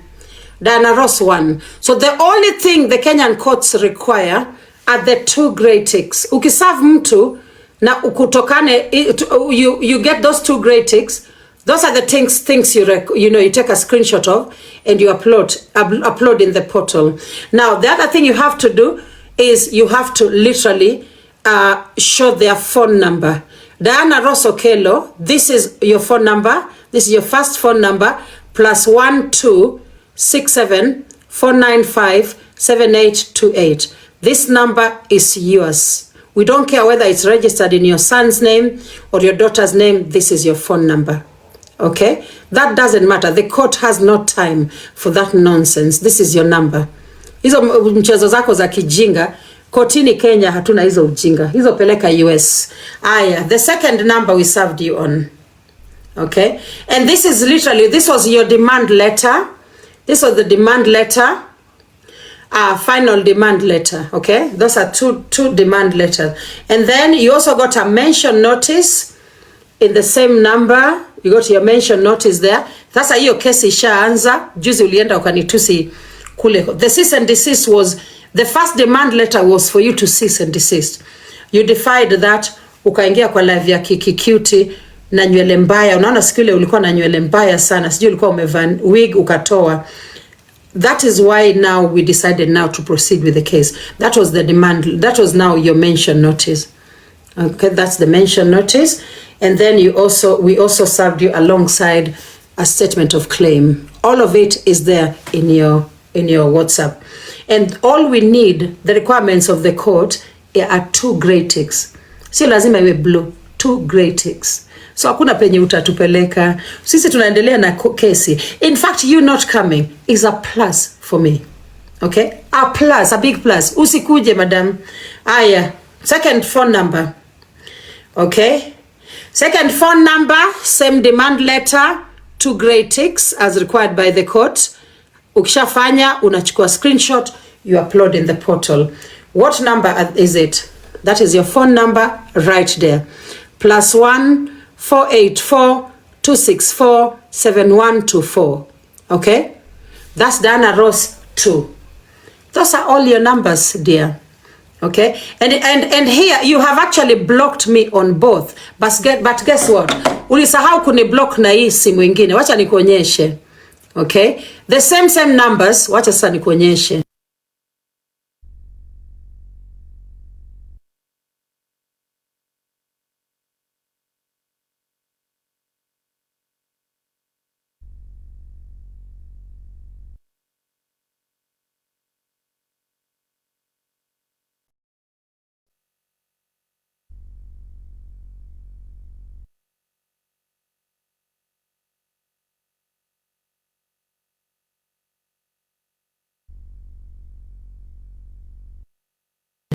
Okay, so let me show you here. I've just taken a screenshot of you. Okay. So Diana Ross, I don't know that it can actually be seen properly. Let me change the grid so people can actually see this. Watch me change grid. Kapustunya, look at this. Look at this. Okay. Fixed grid. Watch me niweke hii. Full screen. Aya. Guys, do you see Diana? Do you see Diana Ross 1 and Diana Ross 2? Do you see? Yeah. Diana. See you soon in court. Yeah? So, alisahau kuni block kwa namba yangu ya +701900990. So, hapa pia akona 2 grey ticks. Na hapo mnaona picha yake iko Diana. Na hii pia ni picha yake, hii ya chini pia ni yeye. Waelewa? Huyu pia ni yeye hapa chini. Okay? So she forgot that she needed to block me on both as well. So she's been served by 2 different numbers, +44 and +254. All of them served you, and in both we got the grey ticks. That is all we are required to do by the courts. I guess you didn't know that Kenya ilishasonga mbele hivyo. Siku hizi tuko digital huku Kenya. Okay, so hakuna penye utaenda. Bado either utajiami na wakili ukuje, ama utakaa kando ni kushinde kesi nikuje niokote. That is all. And even if you come with wakili, I will still beat you in court. You know me. I don't come to court to lose. Thank you very much. Aya, tuendelee guys. So that is all I wanted to tell to Diana, that you cannot, wezi hepa hii. Hata ufanye nini, hautahepa. Iyo maneno ya we have to acknowledge, you have to acknowledge ya kwamba you are served. We no longer do those things in this country.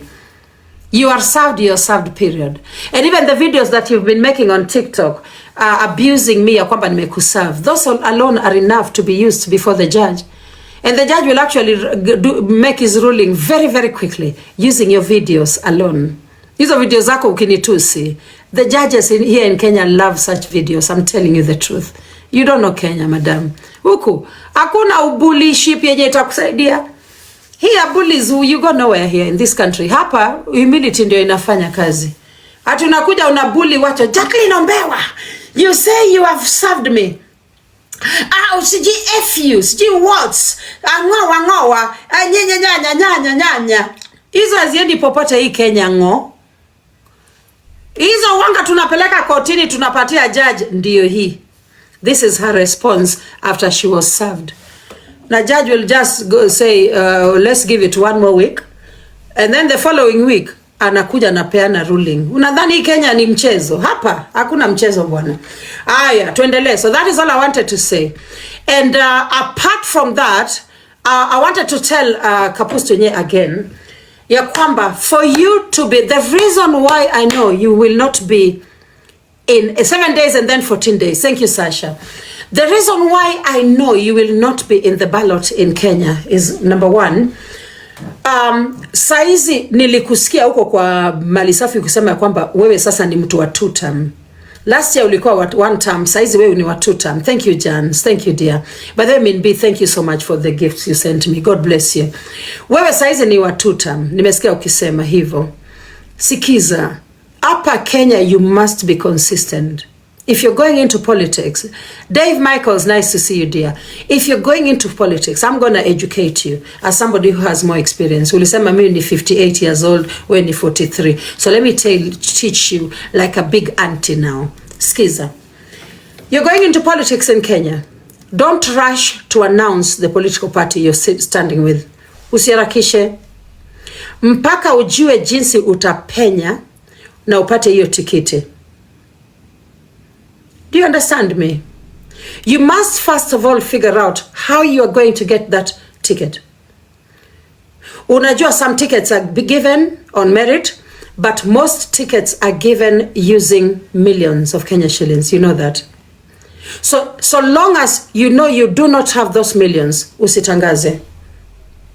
Because guess what? Someone is going to come with the millions. Na wewe hata kama umesha print hiyo poster umejieka, unaenda na Wamunyoro. Huyu mtu mwenye ako na milioni 2 atachukua hiyo ticket na utabaki hapo kama mjinga. Waelewa? Kenyan politics, you need strategy.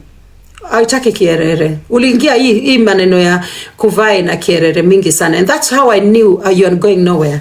That's how I knew it. Because uliingia na kiherehere. Mpaka nikashangaa, guy, this is 2025. Mtu amesha print poster. Guys, mnajua huyo mama ali print poster 2025. Oh my God, let me laugh. In a way that pleases Jehovah. Jesus. Huyo mama ali print poster ya campaign in 2025. Imagine that. Siasa yenye inapigwa 2027, yeah, ame print poster 2025. I could not believe it. Nilisema huyu haendi popote. The minute I saw that poster, I just said political suicide. Literally, I remember telling nilikuwa hata nakanyaga yule It's Gracie. Imagine and rely on people like It's Gracie, novices in politics, for advice on even which party to go by. Gracie utampata kwa live yoyote atakwambia unaenda na chama gani, because she's a novice. She does not understand that these are things you don't tell people in public until you're 100% sure. You understand? So ali print poster huyu mwanamke last year anaenda na Wamunyoro. This year tena amerudi juzi kwa platform ya Malisafi, anasema anaenda na 2 term. Sasa 2 term which party? Umemwacha Wamunyoro, unaenda na nani sasa? Those are the things that tell us that you're going nowhere politically. You're going nowhere. And I can bet with someone here. Hata Minbina is a bet na wewe 50k. Kapustunye will not be in the ballot in 27. I can bet with someone here. She will not be anywhere in the ballot. I'm telling you guys the truth. Hatakuwa. Waelewa. Hatakuwa kwa any ballot. I can bet with someone. Anyone who wants to bet, tell me. To bet 50k.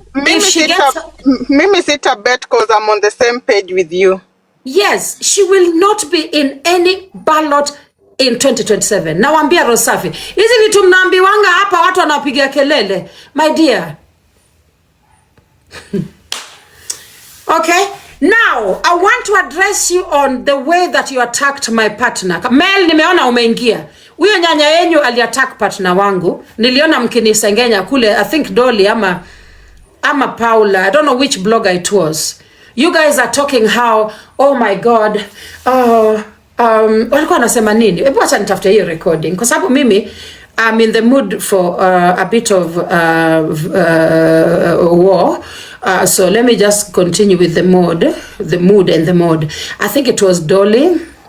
Yeah, Dolly the blogger. Dolly the blogger is such a good blogger, nampenda sana. Yeah, Dolly the blogger. Was it Dolly the blogger? Yeah, Dolly the blogger kuna hiyo video, lakini mtu mwenye na break down vizuri nafikiri ni Udaku Trends. Let me check Udaku Trends. Is it Udaku Trends really? No, not Udaku Trends. Maybe Shooting Star.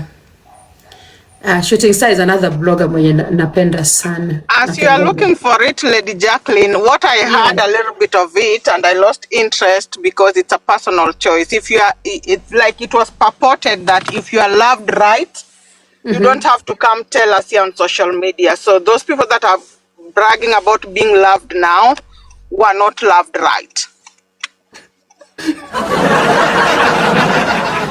If that is the the case, may I ask, my learned friend, why are we here trying to look for rich men, old rich men? Or what did I hear in the blogs?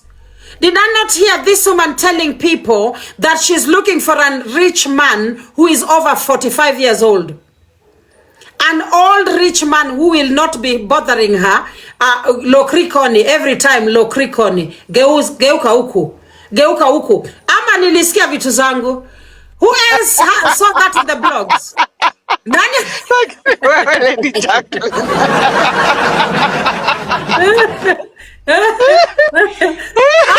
Natamani Minbi, people are longing for mapenzi. Mimi natamani kijana mdogo mwenye ananipeleka Nuoro Public.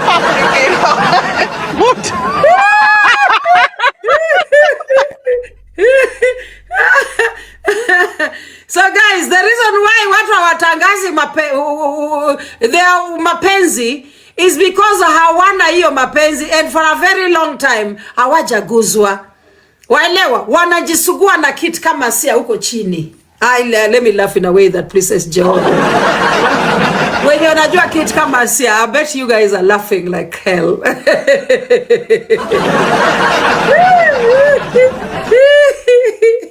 Aya, huyo ndio shosho wa Mel. Hii ndio shosho wa kina Mel. Sikizeni. Aya. Hiyo tena. Iliibiwa wapi yenye hata haijawahi tangazwa? Mnafikiria kuna 200 and something thousand inaweza ibiwa hii Kenya na haijawekwa nje na bank?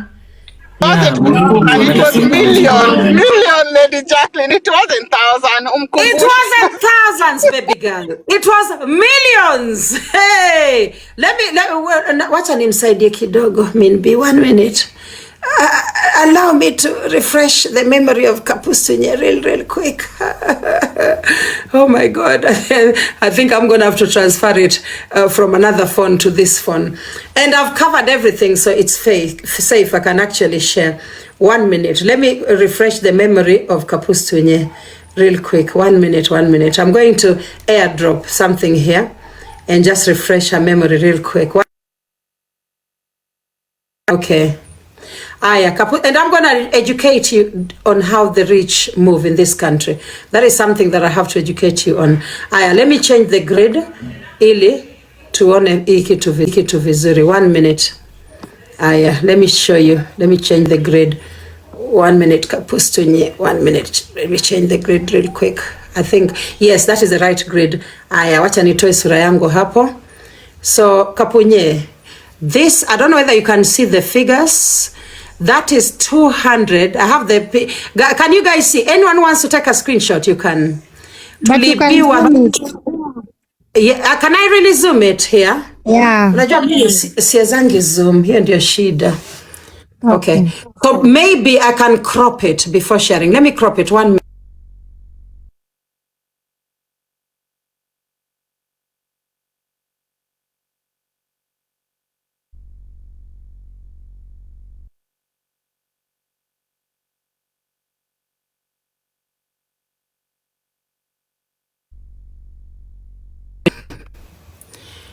Yeah, okay, so I'm bringing it again. I've cropped it a bit. Yeah, so Kapustunye, look. So this is the account, that is the amount of money we lost. Let me very quickly crop again, because now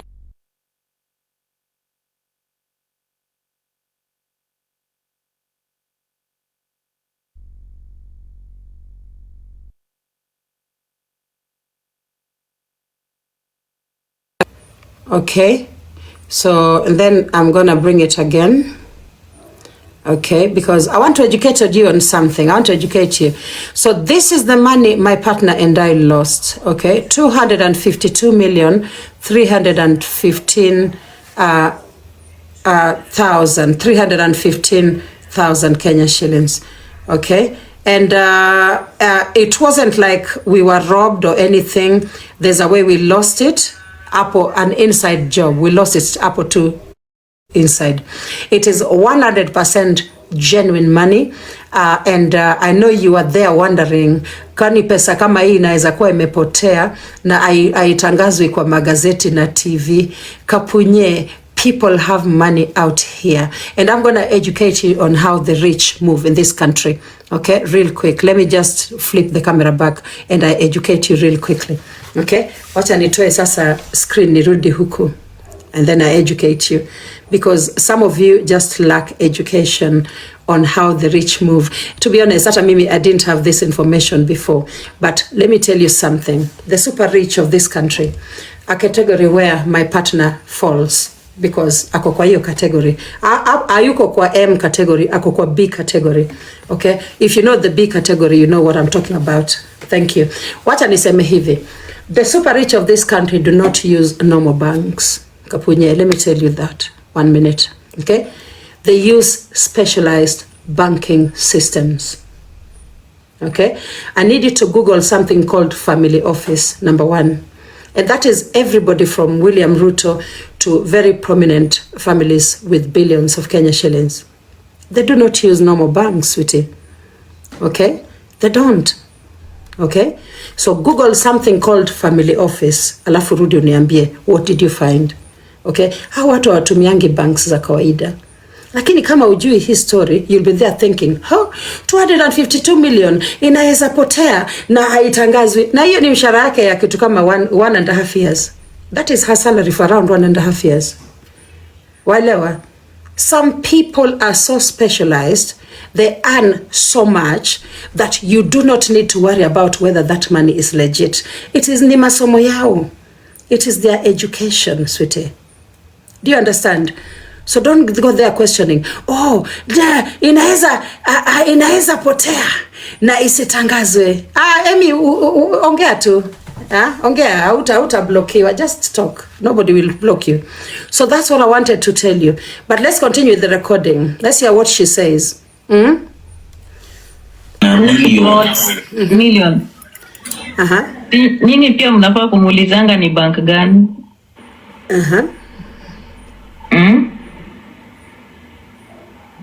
Ndio mwelewe. Alisema siku hizi anaishi maisha ya jua na kuangarunda, yeye apigi kelele TikTok na kuangarunda. Mimi siku hizi sipigi kelele. Nikiona kwamba umenikanyaga in a way that I know how to kanyaga people these days. Mimi naweza kukukanyaga without you getting anything to use against me in court. I am very smart. You understand? So these days I do not do izo back and forth. Na niza kijinga. I don't. I will come, I will handle an issue and I will be gone. Because kuna venye, hata saizi by the way, niko broki. I don't have, I'm not liquid in any way. But kuna venye nime elevatiwa. I'm different today. I've seen a life that I never saw before. I never thought I'd be in those circles. Mungu ameni bless. I'm grateful. Waelewa. But wacha nikuambie, Kapunye, umeuliza, kwa nini umeuliza ni bank gani? Again, I'm telling you, the super rich of this country, most of them do not use Barclays, NCBA, KCB, CG, Standard Chartered, blah, blah, blah. They don't use those banks. In fact, they don't even have WhatsApp. Awana hata nini simu, wanatumia landline. There's a different side of life in Kenya that you need to know, that you currently don't know. But God willing, maybe I will be showing you a little bit very soon. Tukishamaliza, thank God we've actually finished the case already. Okay? Kwa hivyo pesa zetu zitakuwa zinarudi, but hata kama asitarudi, we are still working, we are blessed. Okay, we thank God. Very soon we'll be okay. But Kenya nakwambia, people with a lot of money in this country don't move like you do. Period. That's all I wanted to say. Hata wajui M-Pesa, wajui hata how to send money to M-Pesa. They don't know. These people deal in cash and they deal in family office. 2 options only. So they will have what you call a cash deposit in their homes. Okay, sawa mean B. They will have a safe deposit box in their homes and they will have family office for moving large sums of money. Okay? They do not operate using M-Pesa. They do not operate using normal banks. These are the billionaires of this country. Kapish? Kapish. Aya, tuendelee na hiyo recording. Kwa sababu kuna place amekanyaga mtu wangu na nataka nimfinye kidogo. Ngojeni, alafu ndio niende Maimu leo alikuwa anafanya nini? Hiyo kelele nasikia alikuwa anafanya nini? I don't make noise on TikTok anymore. Kapunye. I don't. Thank you. Leah. Hiyo si kelele. Huyo Pennsylvania huko Dano na kama sijui kutaja hiyo jina so complicated. Mel inaitwa Pennsylvania. Thank you. Let's continue. Huko na yule mwingine wa Deutschland hawajawahi pata pesa hii TikTok kama mimi. Kasema jamani. Kwani ilikuwa ni competition na nani atapata zaidi ya nani? Ndio mimi nashangaa. Hapana, usishangae. Mel, you heard what I said and it was quite clear. Ya kwamba tena nimerudia leo. Kapunye has not made money on TikTok, period. I said very clearly, Kapustunye came on TikTok to become Lady J. She came on TikTok to be either Lady J or Nyako. But most importantly, she wanted to be Lady J. She came after Lady J had made a lot of money on this app. Millions upon millions. Yeye akaanza from zero. Akaanza kufight maneno za mchango. Kidogo kidogo akaanza kufight gifting. That affected the amount of earnings that Kapustunye got from this platform. People were never interested on gifting her. Even today, people are not interested on gifting her. When did she last get a lion? Can someone remind me? Alipata lion mwisho lini? Queen Msupa, unakumbuka Kapunye alipata lion lini last? Never. Thank you. Na saizo mimi birthday yangu 24th of May, how many lions did I go home with? 17 big lions and universes. 2 universes, 17 lions. So Kapunye, I'm just telling you again, I'm so sorry, but the kind of nyota we have, hauna, yeah? Yeah, kina Jimmy Wanjigi, thank you so much, Little Tiger. These people don't use normal banking systems. They don't. And that is a side of life that I've been introduced to. And I'm so grateful. That hiyo ndio maisha yangu sasa. Saizi bado niko broke, but not for long. Yeah, thank you very much. Mungu amenionekania. Thank you. But anyway, I could super good laugh. Hata wewe,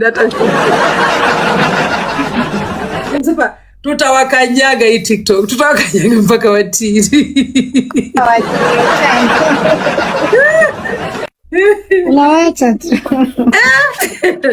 But anyway, so what I'm saying is this, Kapunye, nasema tena, okay?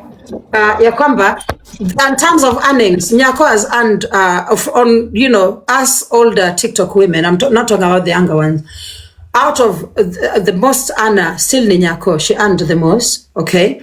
I earned quite a lot. I think I've smashed the 26 million mark in terms of earnings on TikTok.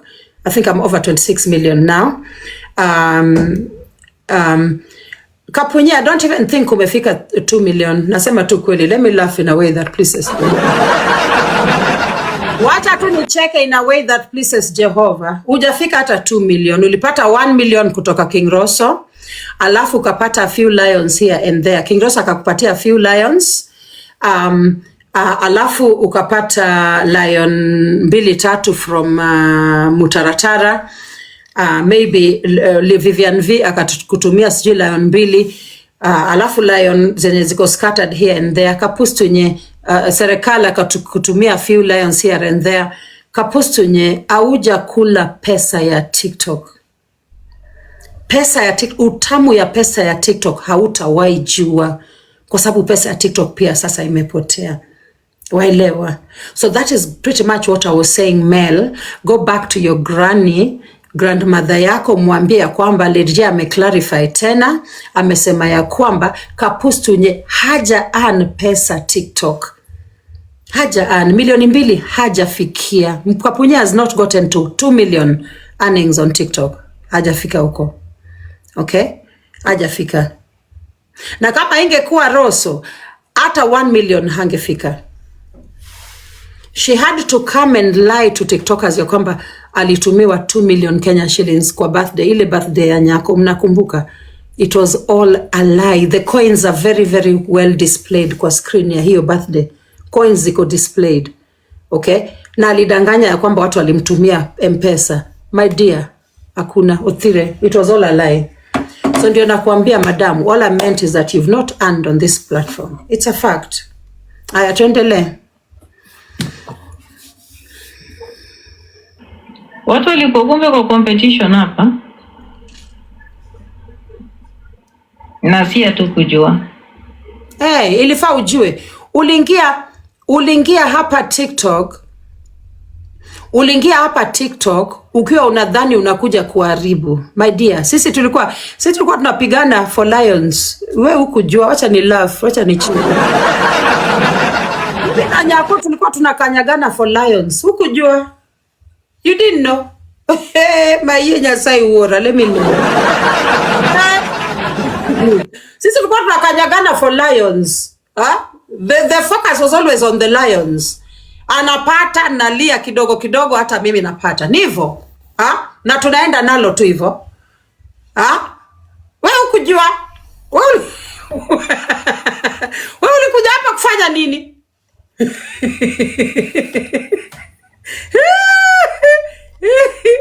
Now your earnings stand at below 2 million. Na saa hizo TikTok imeisha and your earnings stand below 2 million. Na saa zingine nasikia ukisema us who have earned money on TikTok, mpaka na kuangalia na kurumia. Kapunye ume-earn pesa ngapi TikTok? We who have earned money on TikTok, you know, us who have earned money on TikTok. Sir Kelvin, nice to see you. Nashangaa huyu mama, pesa gani ame-earn TikTok? Ati Wiso has earned money on TikTok. Yeah, at least anaweza ongea. Kapunye ume-earn pesa gani TikTok? For the longest time you've been fighting people getting money on this app. You know, and I knew it was from a place of jealousy, you know. Chekesha.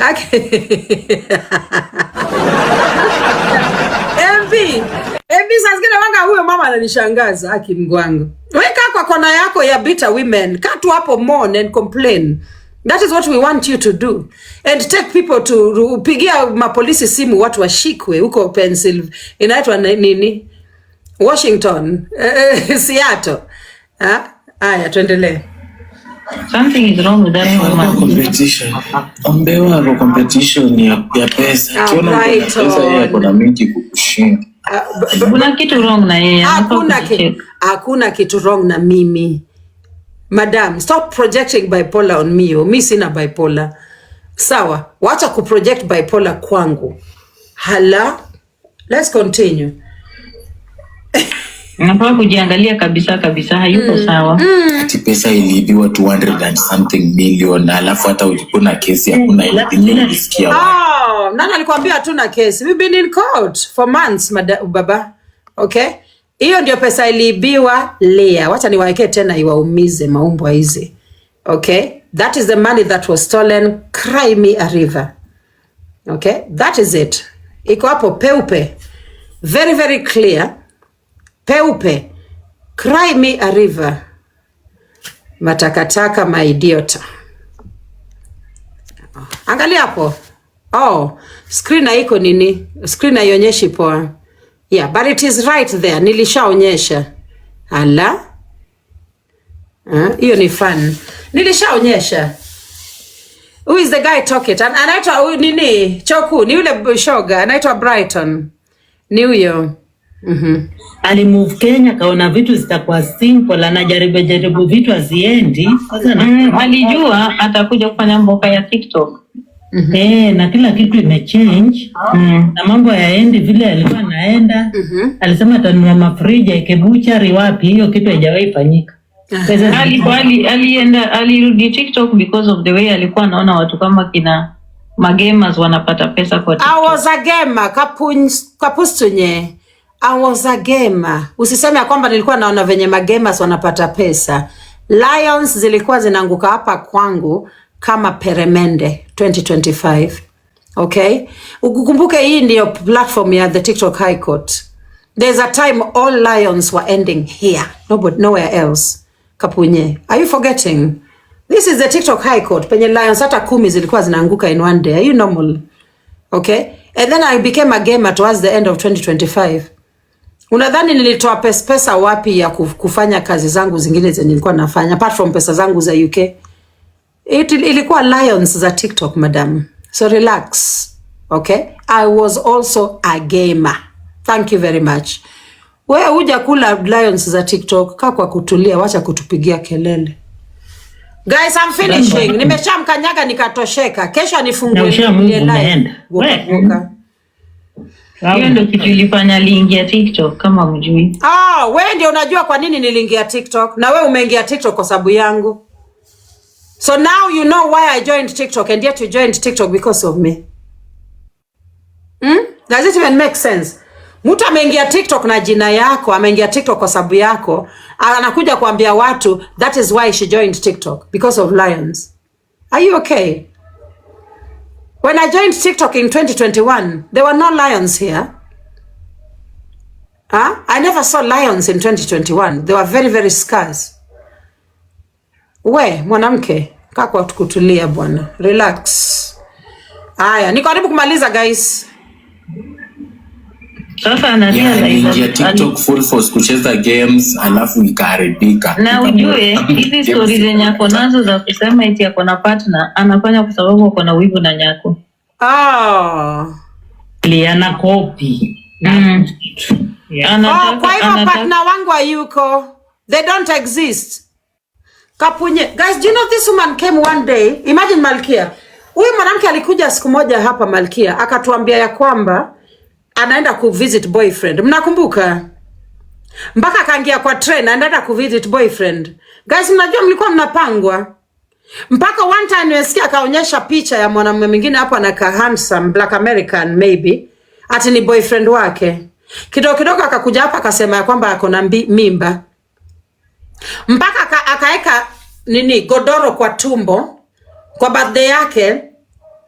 Akakuja na kamera akaanza kuimbiwa happy birthday. Mnakumbuka? Aliweka godoro kwa tumbo. True story. Let me show you a video. So this woman thinks that everyone behaves like she does. Diana Ross birthday. Goja. Let me just Google that. Alafu nione kama itakuja. Aliweka godoro kwa tumbo. Haya ndio huyo.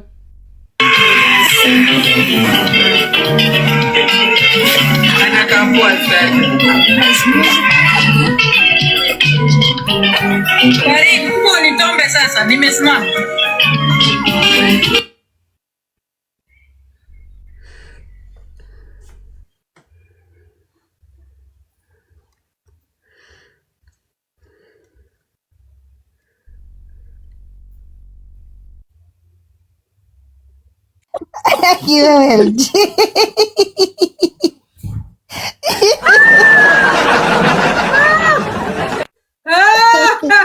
That's so funny. Let me rewind. In your birthday yenye Nyako alimfanyia na birthday yake. Karibu nitombe sasa, nimesimama.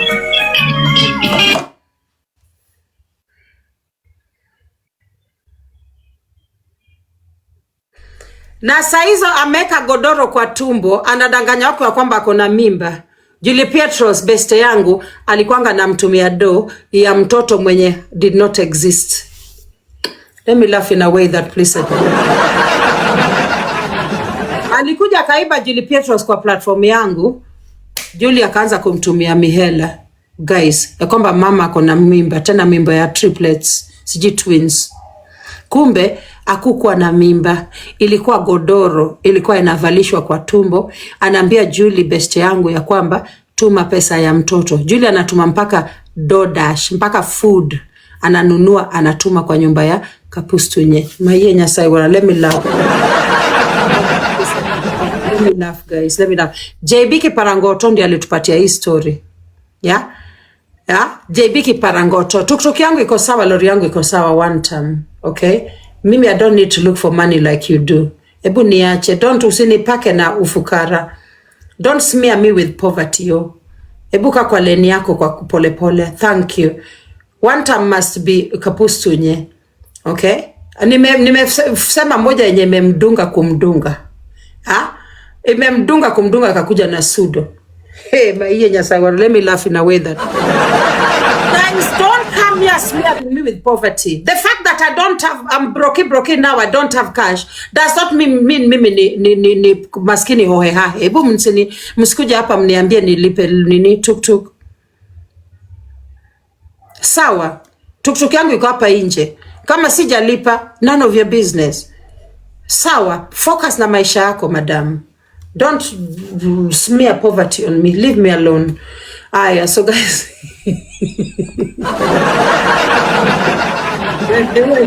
Wachani reduce volume alafu muone hii video vizuri. Guys, ngojeni.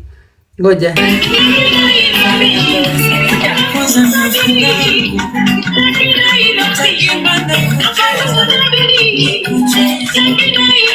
Unaona Kenya pia anajaribu kufanya. Na mimi Farida kuja nitoke.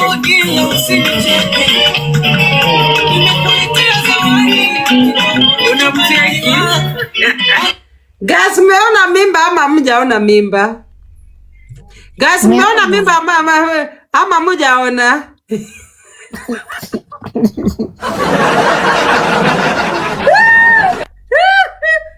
This one is so funny. Yani mama alienda mpaka akavaa godoro kwa tumbo. Akaja nayo live, aliambiwa fungua kamera. Kina JB walikuwa na mtiz. Fungua kamera. Amekataa kufungua. Kwa sababu itajulikana ya kwamba hana mimba. Ghafla binvu amevaa godoro, amefungua kamera. Kidogo 2-3 weeks later amesha lose the pregnancy. Ati alipata miscarriage. Kwa sababu kama watu walikuwa wanakutumia do kwa sababu kuna mimba, tena ghafla binvu mimba haimei, lazima sasa ukuje na reason why hakuna mimba. Lazima sasa ukuje na reason why hakuna mimba. Sasa alikuja na story ya kwamba mimba imetoka. Saizi hata ukimpeleka kotini umwambie hebu leta evidence ya kwamba mimba ilitoka. Unajua hata leta hakuna. Aya, but anyway, hizo ndio birthdays zake guys. Those are her 2 birthdays. But Nyako yenyewe alimsaidia the first time kumthrowia birthday because she had bullied me enough. Mind you, she was a goon for hire wa Nyako. Nyako brought her to TikTok to do my job. Sikilimramba.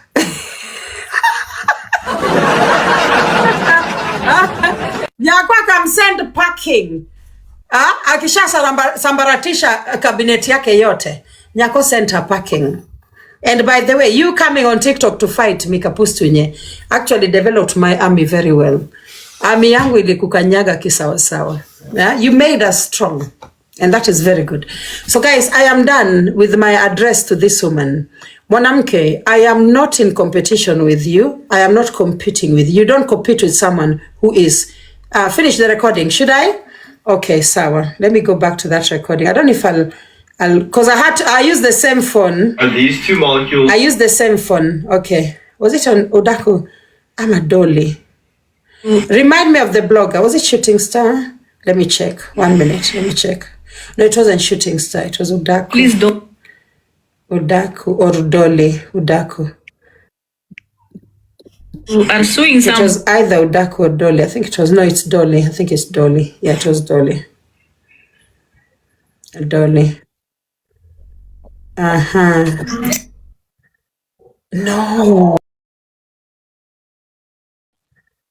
No.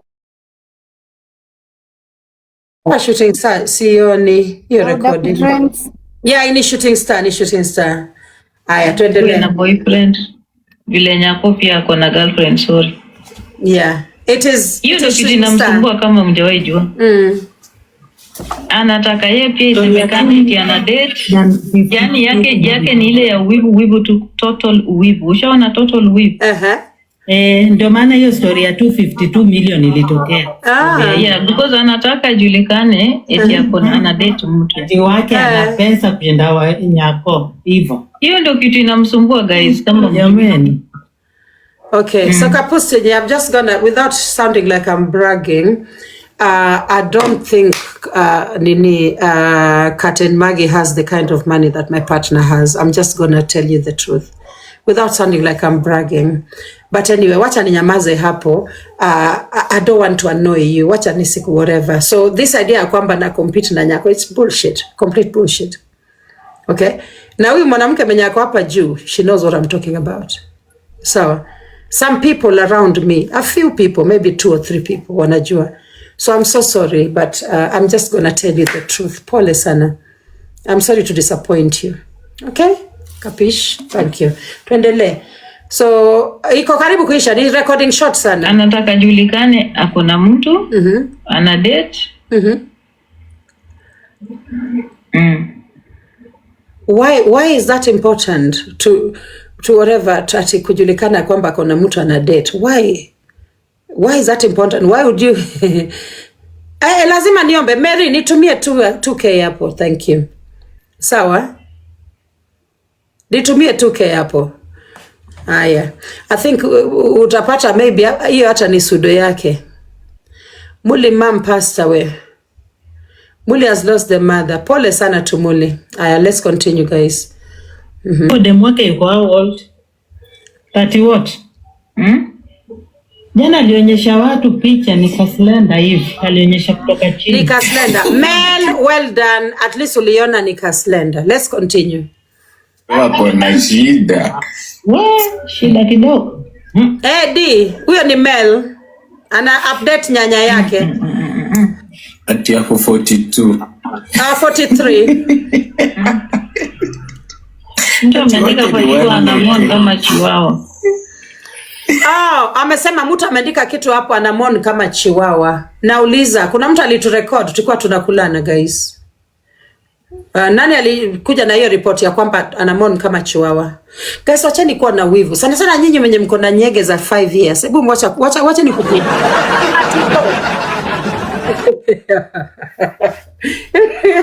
Na hizo manyege zenyu za 5 years mnatubo. We are tired. We are tired of the jealousy. Deba, what do they want? Like, do these people know how fun it is? Oh my God, I just want to, I have to compose myself. Lazima niji control. Watu wanajua what it is like to make love to, you know, mtu mwenye akona mwili kama yako. Do they really know? Jesus. Let me not turn you on to Malele. I don't want to do that. Let me focus. Thank you. Kumon ni constant. Wacha nilicheke sana. Deba, wacha nicheke tena. Kumon ni constant.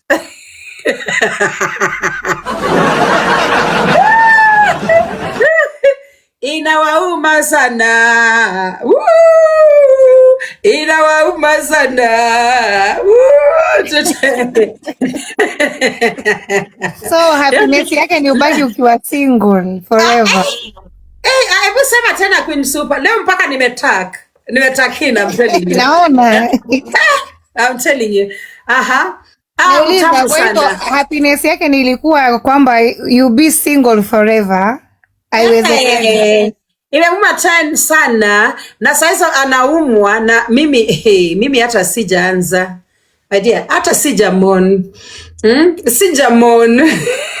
Hata hujashout. Sijamon. Ndio nimeanza. Hebu acha ni focus na recording. Nitasema maneno mengine hapa hazitakuwa poa. Oh gosh, atuendelee. Are you guys serious? Yes, ni crazy. Endelea.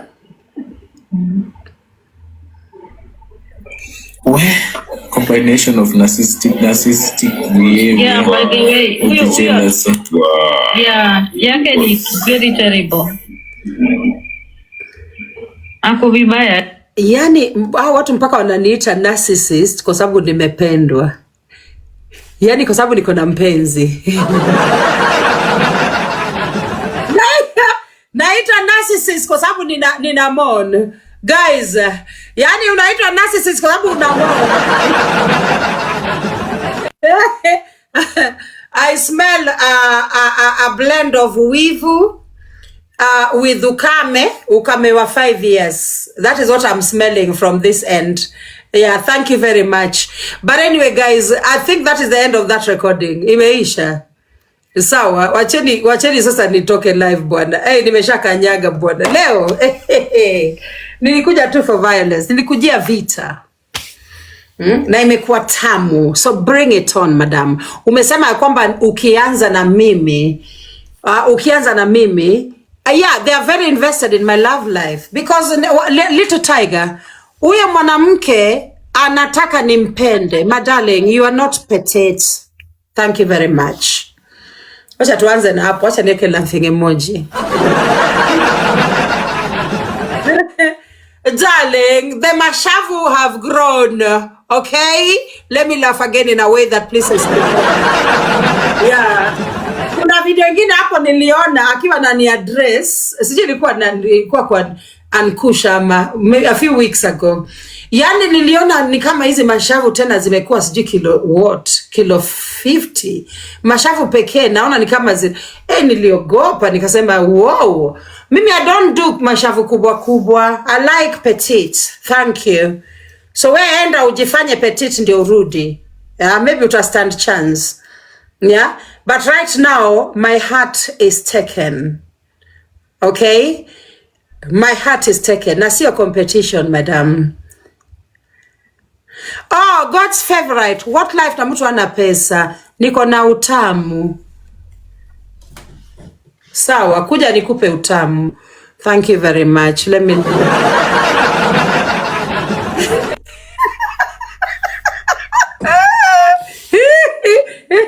Kenya kapunya na kutamani more than anything ni utamu. Sio do. Sikiza, nimempata akiwa naongea leo na watu kwa platform yake, anawaambia ya kwamba yeye anatafuta mume, lakini mume lazima awe na pesa, alafu lazima awe mzee, alafu hata kimguza anamguza tu kidogo, amguzi sana. Kapunya sema tu ya kwamba unataka mtu akufanyie kenye kinaitwa panel beating mzuri sana. Agonge mpaka ilale. Sema tu kweli. Hapo ni shida ni nyege, baby girl. Focus on the nyege and then pesa unafutafuta baadaye. Panel beating. Tulikuwa tunaita ile kugongwa ile ya kisawasawa. Hiyo tunaitwa panel beating. Sawa. Tafuta tu mtu akupanel beat vizuri, hiyo story ishe. Hala. Depa, nice to see you, darling. Nice to see you. Little depression and low. I'm ending the live. Ebu talk. Hi. Kwani nimerequest na nilikuwa nimelala. Kwani unamruhusu yeye kushinda mimi? Ile DJ unaendelea. Siku hapa juu hata wewe utaongea. Secret depression, nilikuwa nashangaa kwa nini secret depression amepanda. Kwa sababu yeye anapendanga vita. Ukoje? Niko poa. Habari yako? Mimi usingizi hata ilikuwa imenishika, sijui nimepanda aje. Okay, shuka. Mungo. TikTok depression shuka. Yeah, na rekodi. Yes, na rekodi. TikTok depression shuka, ndio huyu ameshashuka. Sharakai ongea. Nataka ku end live, nimechoka sasa. No, mimi naona tu Queen uko happy. And yes. Sielewi, uko happy and I'm happy.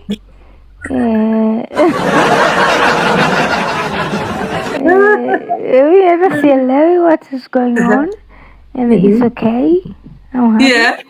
And kuna kitu kimoja nataka niwaambie watu wa TikTok. Yeah. My queen is my queen. Yani yes. Hata mkiongea nini, amekosea nini, amefanya nini, she's my queen. Thank you, dear. Thank you. Gonna love her. Yani wajue tu. Waambie kabisa. Wanikome pia. Yani mapenzi yangu kwako wewe hayapungui, hata ukose ufanye nini. Me I always gonna love you. Okay? Thank you, dear. Na unajua Queen nimwambia. Wao elewi. Mi najua whatever you do. Queen, unajua, I like to profile people. I know my queen whatever she does.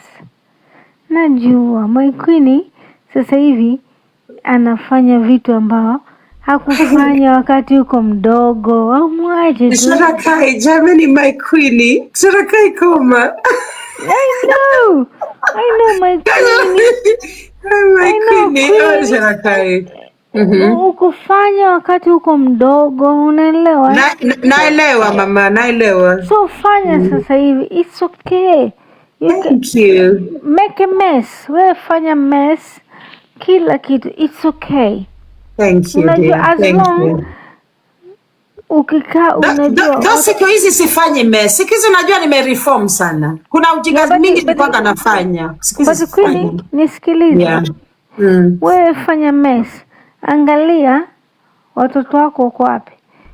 Wako universe, sijui wako shule, wako wapi, si ndio? Si ndio? Yes. Sasa it's not about the kid now. Yes. Unajua leo nimekwenda live ya nani nani, oh my god, I forgot my little sister. Aya, ujue Sharaka, ujue professor iko hapa na ngoja kuongea. Yeah, but listen, I want to talk. I went Okay, V8. talk. I was in the V8. Unaelewa? Yeah. Wakawa wanaongelea sijui wamama wanakosea, wamama, lakini hawajajua hao wamama pia also they been going through. Maybe hao wamama hawako sawa. Unaelewa? Yes. Yes. Nikamwambia those mama, angalia hawa mama, their childhood ilikuwa sawa. Kwa sababu msiwe mnawajaji kwa nini hawako sawa kwa watoto wao wenyewe. Pia wamelelewa walipokuwa wadogo walikuwa sawa. Sharaka, isinionyeshe hizi picha poa za mamangu mbio. Oh, she's fucking beautiful. Thank you, darling. That's my mommy. Wow. That's my mommy. Okay, before Prof talks, huyo ni my mommy. So yule mama mwenye ako kule kwa kona yake akisema, oh, sijui nini. Oh gosh, hiyo nini grid isaidi. Acha ni change grid back. Ili ionekane poa. Asa huyo ni mamangu wadau. Huyo ni mamangu wadau, mamangu mzazi. Nashukuru Mungu for her. That's my mom. I think maybe I will add more person from the guest ili ikae poa, even though hata sijui kama ita work, but let me try. I've just added one more person, sijui kama tapanda. Nafikiri ame request by accident, but let me just add. Ni kama most of these people are actually asleep. Acha tu ni add moja, wako tu kwa guest hapa wame request. Alafu ni add mtu nakuja aanze kunitusi Mungu wangu. Wacha ni add tu moderators wetu. No, si add mtu. Haya. Nime add ma moderator watakuja. Beautiful. Yeah. Oh yes, now moderator moja amekuja. Thank you D. Thank you for coming. So guys, that is my mother. Alafu mnikubalie tena nionyeshe hii picha. These are the women of my family. Unawaona hapo. Hii picha ni mimi ndio huyo nimekaa chini. Na I like this picture because I was actually 4 years old kwa hii picture, and this is the only picture I have with the only picture I have with my grandmother. Nyanyangu ni huyu mwenye amekaa hii side ingine amebeba bag ya black. That is my grandmother, mama ya mamangu. Alafu hiyo line ya chini kutoka mimi hapo chini mpaka juu, those are my mother's sisters. Mamangu alizaliwa wasichana watatu peke yake. And the one mwenye anakaa hapo juu yangu is the one mwenye anafuata mamangu, na the one at the very top is the last born sister. Yeah, and my mom, the reason why I love my grandmother, it's a matriarchy for real. My grandmother was actually a landlady in Nairobi. Alikuwa na nyumba, hata nyumba ya kulipa, kukodesha Nairobi. So I love this woman so much. It is in a house that I saw fine living. Unaona yule mama mwenye anaishi kama mzungu, huyu shosho wangu alikuwa anaishi vizuri sana, you know. So my auntie huyu mwenye amekaa juu yangu na shkoti ya white, huyu she is in her, I think she's already in her 70s. She runs a school, a very nice school inaitwa pale Korando karibu na Kisian. Akona shule pale, anasaidia orphans, okay? Just before Kisian hapo Korando kuna ghorofa nyingine, shule nyingine mzuri ya kusaidia orphans and low income family children. Alafu huyu mwenye amesimama last born wa kina mamangu, she was a tutor. She taught at Moi Girls Eldoret, and then after that she taught for over 30 years at Migori Teachers College. So she was a tutor at Migori Teachers College. She's in her in her 60s, and she's now retired. Late 60s, ako retired. She lives in a beautiful mansion right next to Migori River in Migori town, Oruba area. Very successful woman. Yeah, ni hivyo. And then on this side of my auntie is the sister to her mom, the sister to my grandma. the two sisters sitting side by, on the opposite sides. And then wasichana wenye wamekaa chini, these are my cousins, my first cousins. Ni watoto wa huyu aunti wangu mwenye ako hapa juu yangu. Okay. Alafu hao wasichana wenye wako hapo juu. And the light, you in the middle. Yeah. Hebu nini nywele yangu? Naona venye nywele yangu ni poa. I know. I had very good hair as a kid. Wacha niwaonyeshe hii picha. Close up and close. Mnaona? Hebu nini nywele yangu? My hair used to be so good. Yeah. My hair used to be beautiful. I had the longest hair possible. I had very nice soft long hair. Alafu nikapelekwa boarding school, nywele yote ilikatwa. Yeah, so nilipelekwa Luak Girls kwa kina prof. Yeah, hiyo ndio boarding school, kila mtu lazima angepitia. Professor chukua mic, ndio Sherakai achukue mics after. Okay. I'm just about to change the conversation here, Sherakai, if you'll allow me. And then you take the mic back, Sherakai. Yeah. Okay, you can. So let's take it for 2 minutes, okay? Okay. For a few minutes. It's okay. Prof, take the mic. Mwalimu teacher, I am here for a very specific reason. Thank you. The last time we were here with Candid Diana, we had a very, very good conversation on what you are working on, kind of helped think through what next steps would be and where that would end up. Yes. Then I'm sorry, today I wasn't here for your whole life, but I kind of listened in and out as things went along.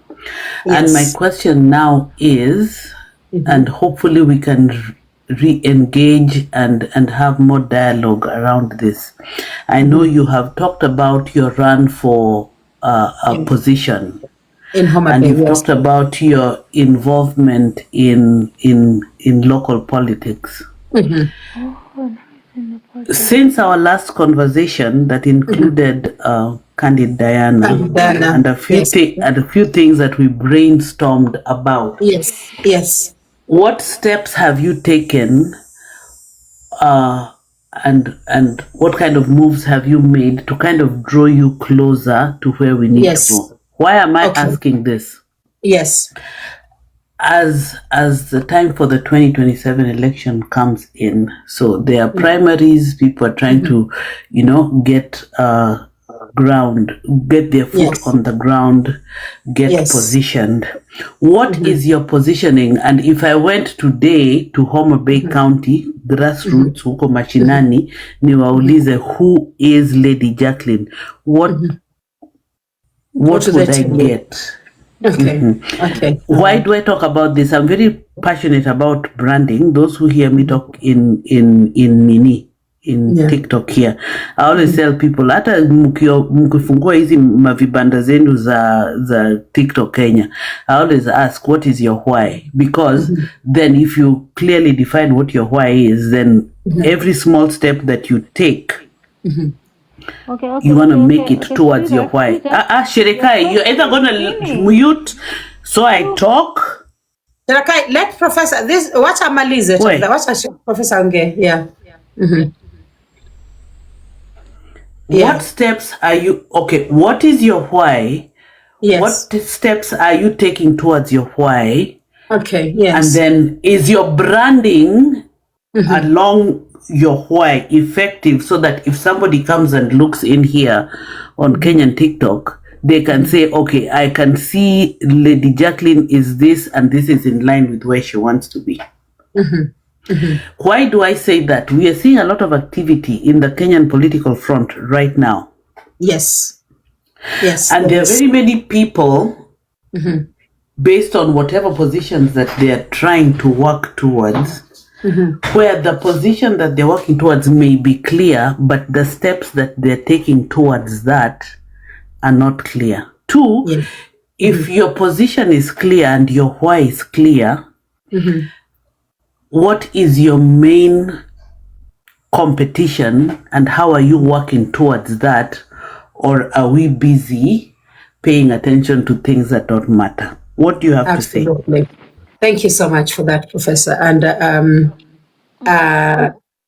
it's only today that my partner and I were actually speaking about the conversation we had with yourself and also Dr. Diana, okay, who is also known as Candid Diana. And of course, I was updating her on the strategies that we discussed with the two of you. And she actually said, yes, that is actually a good direction to take.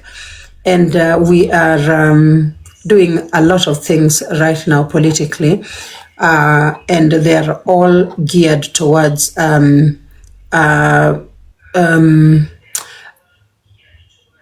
going back to Homa Bay and literally beginning our work, our campaign.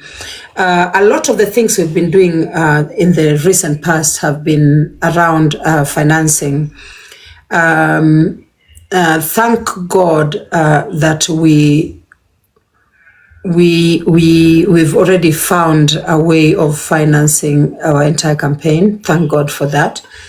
However, the kind of work that we are doing now have a lot to do with that very first step in a political campaign, and that is building an entire campaign strategy and a campaign team.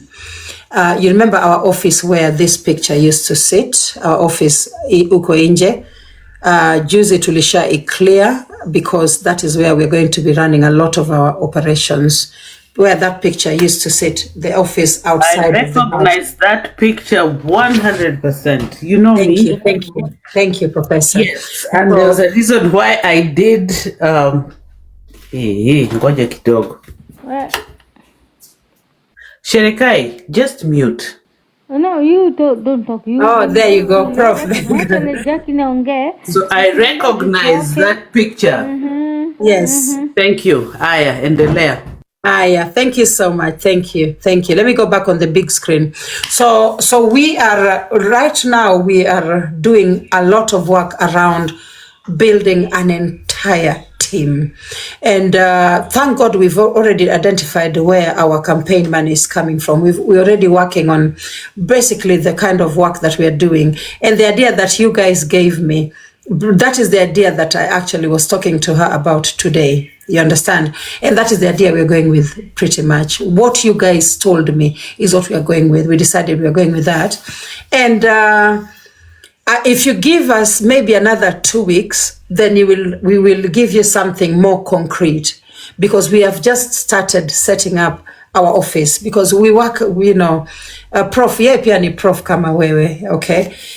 Yeye pia ni prof. So we ako very, very kind of the way that anafanya vitu zake. Right there. Can she hear what you're saying? Yes, she can, yes. Okay. Tell her hashtag walk in the light. She will understand. Okay, continue. Thank you. I will tell her that. In fact, she had. Yeah. So let me sing a little bit. My sister, let's walk in the light. Let's walk in the light. Let's walk in the light. Hapo sasa. So amesikia hiyo. I'm very sure anaweza fungua hiyo mlango. She's heard you. So that is the thing. So that is what we are actually working on right now. There is a way in which we Mungu alinifanyia miujiza ingine kubwa sana, Prof. And there are some things that I thought, did you hear? Yeah. You heard, thank you. Umesikia amesema yes, she had. So Mungu alinifanyia miujiza ingine, Professor, that mpaka wa leo I don't know how it happened. Like for real. Do you know, I was actually thinking about the budget in terms of also, having campaign vehicles, things like those. And then God gave me a selection of them. Like kuna tu vitu mingi, a burden that have been taken away from me that I never actually thought would be. I cannot say much because, of course, this is a platform where people are very, very envious. People are very judgmental. I will be dragged if I talk too much. But what I'm saying is that there are a lot of things that I thought were impossible with this campaign that is coming up. But all of them have been made very, very easy. Very, very easy. And I don't know. So all we want to do is we want to run a very, very compact campaign, and we want to have a very, very good team. There's a guy who gave me my first strategy that I've used mpaka wa leo. That was hold everything close to your chest. Don't reveal too much too soon. You understand? And that is someone who spoke to me in the year 2023. And he was a campaign manager for someone really, really senior in government now. Aliniambia, Lady J, one thing you will never tell anybody. We met with him. We were with Eric Omondi that day at, I think it was, I don't know which hotel it was. I think it must have been Serena.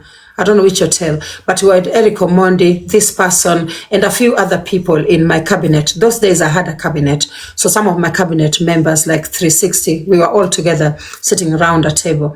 And then I did tell him about my plans to run in Homa Bay. That was the year 2023. And then he gave me strategies. One was to never reveal your party, Ali. Okay, reveal it as late as possible. That I agree, because there's always a lot of swings in Kenyan politics until the last minute. Absolutely, absolutely. That's number one. Number two, hold a lot very close to your chest. Be very, very focused on the ground. Focus na hiyo kazi yenye unafanya and marketing that work that you are doing, and focus less on campaigning too early in the race. Make sure that umejiorganize vizuri. Uko na not only bloggers, but you also have people kwa ground. You literally need a good team that literally transverses all across the county. If you're going for a seat that covers the entire county, if it is a constituency is even easier. You know, you can literally have people in every corner of the constituency if you want to. If you got a good budget, and also focus mainly on talking to people on the ground. Ongea na wazazi kwa shule zenye unaenda, ongea na wanawake kwa ground, work kwa ground, focus sana. These are the strategies I was given before, and these are the things I want to follow. You understand, Prof? And right now we are really, guys, the only thing we are thinking about right now ni hiyo campaign, guys. I swear to God, that is the only thing we are thinking about. I'm so happy. I'm so happy, Prof, that you've asked me, you know. Sometimes I'm interject. Pardon? What you have said if I can interject, what you have said makes sense. Yes. Infrastructure is very important. Yes. Then you talked about marketing and branding, and this is where now my questions start going a little deeper. Yeah, go on. And that's why I asked you the other question. If somebody looked at you on TikTok right now, who is Lady Jacqueline? And then given the position that you say you are running for,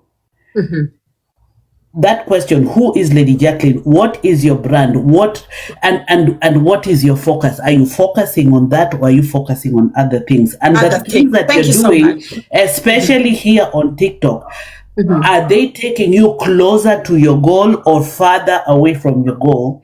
Okay. And that is the question I have. Okay. All right. So, right now, a lot of the things that I'm doing on TikTok, ujue Prof, nimeanza kusafisha runinga, unajua, ama internet, ama mtandao. Yeah, some of us, you know, we've done so many. Kusafisha na Omo, na Ushindi, ama na Jik? No, tunaenda kusafisha na Jik.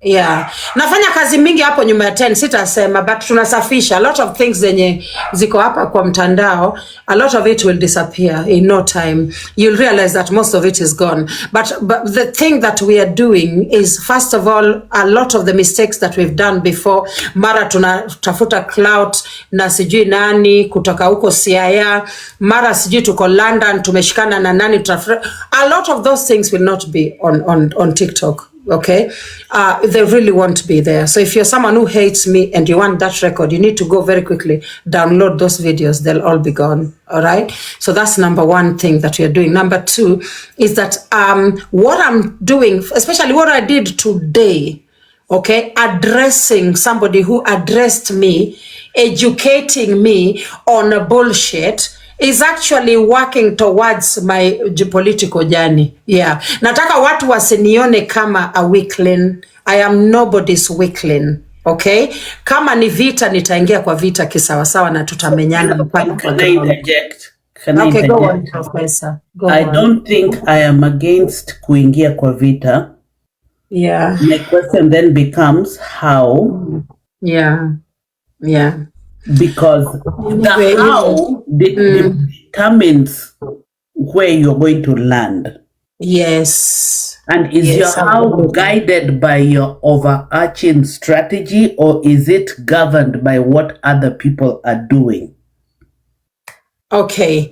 All right. So again, I'm going to say that the statement that I just made was a hyperbole. It was a deliberate exaggeration, Prof. Nothing I did today was actually... Trump siku hizi. What? Umekuwa ka Trump. Hyperbole. Endelea. Prof.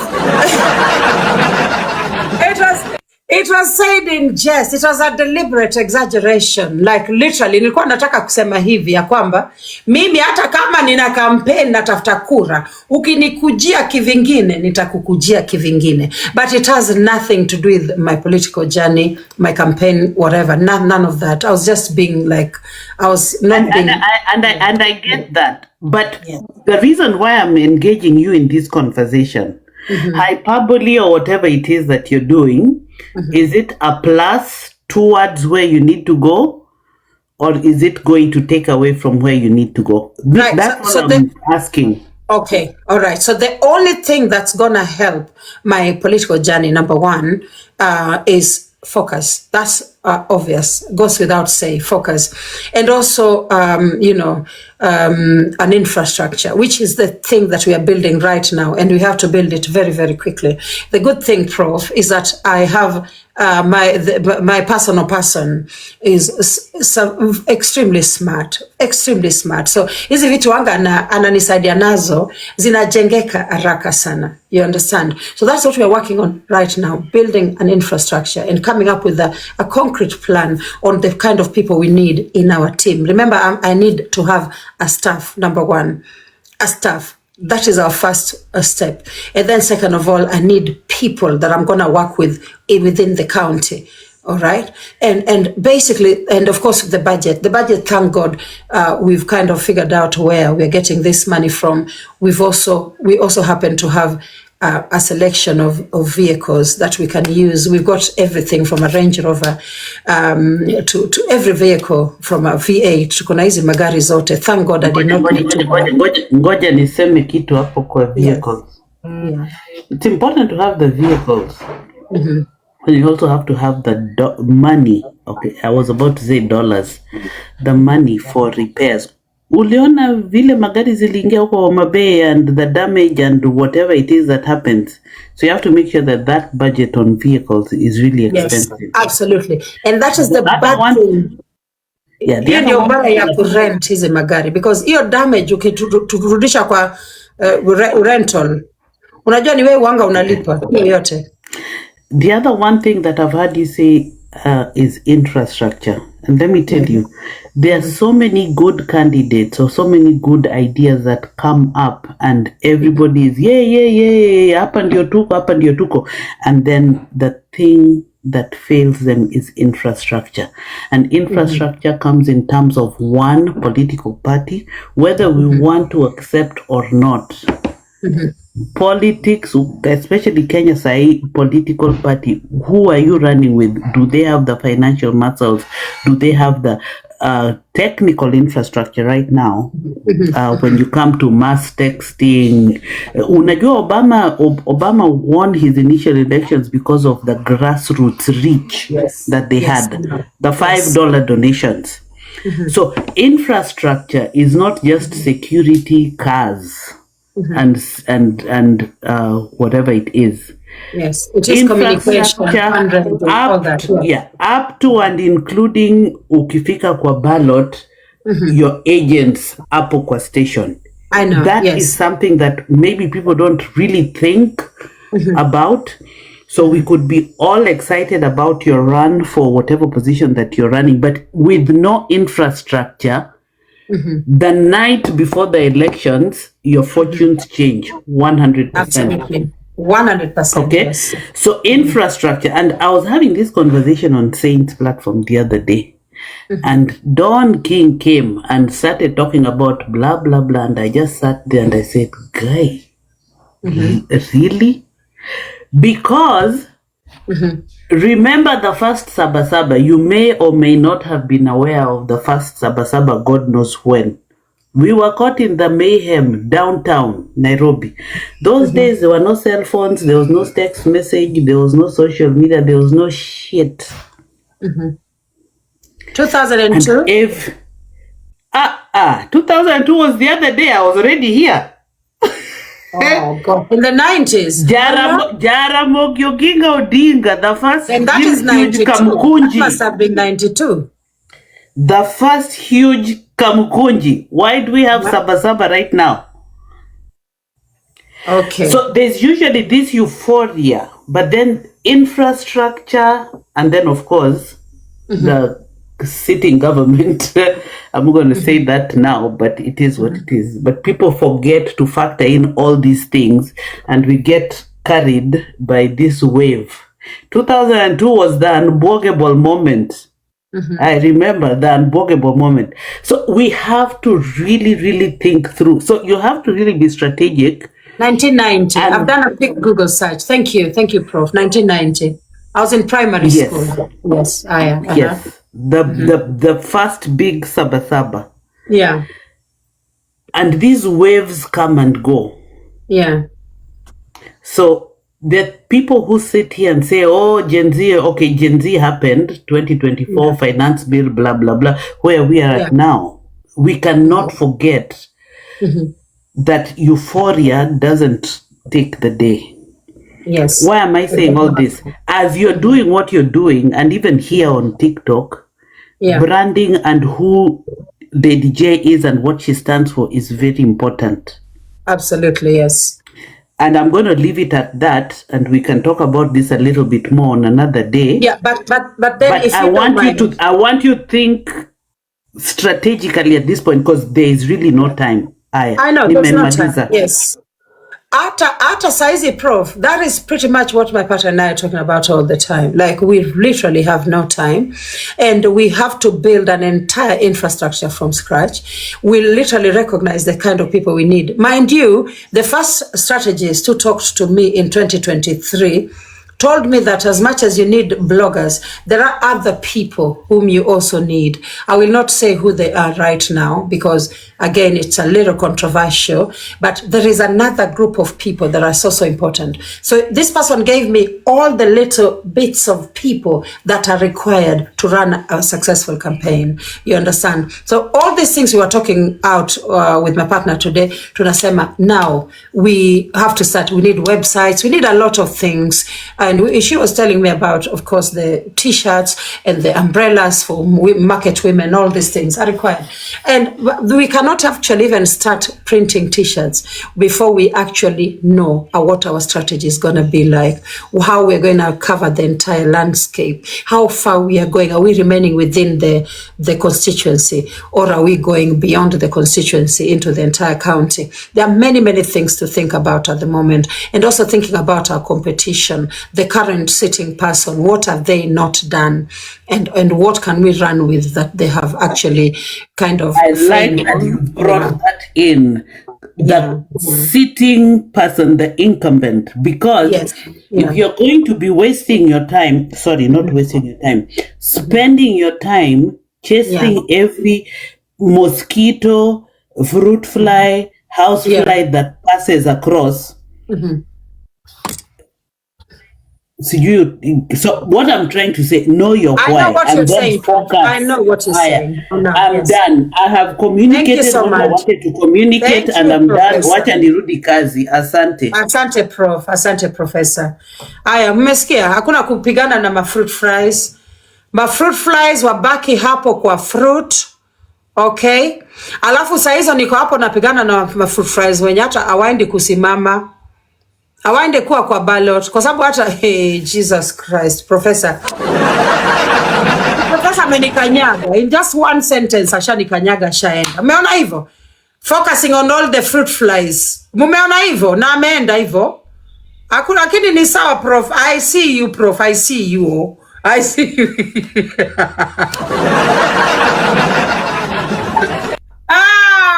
Today I just wanted to be petty and I enjoyed it so much. But anyway, guys, thank you guys so much. It's incredible. But all I can say is this. If you care about me like Prof does, I know Prof cares about me, and so does Candid Diana. These people care about me. One day I will revenge your love towards me. I will revenge. But if you do, guys, this is the time to call me to account. All right? This is the time. Niambie Lady J, hapana, able to focus. Able to focus. Achana na hizi ujinga, able to focus. Because right now, guys, I am many people don't know, but I am, in actual fact, a perfectionist. I like doing things really, really thoroughly. You understand?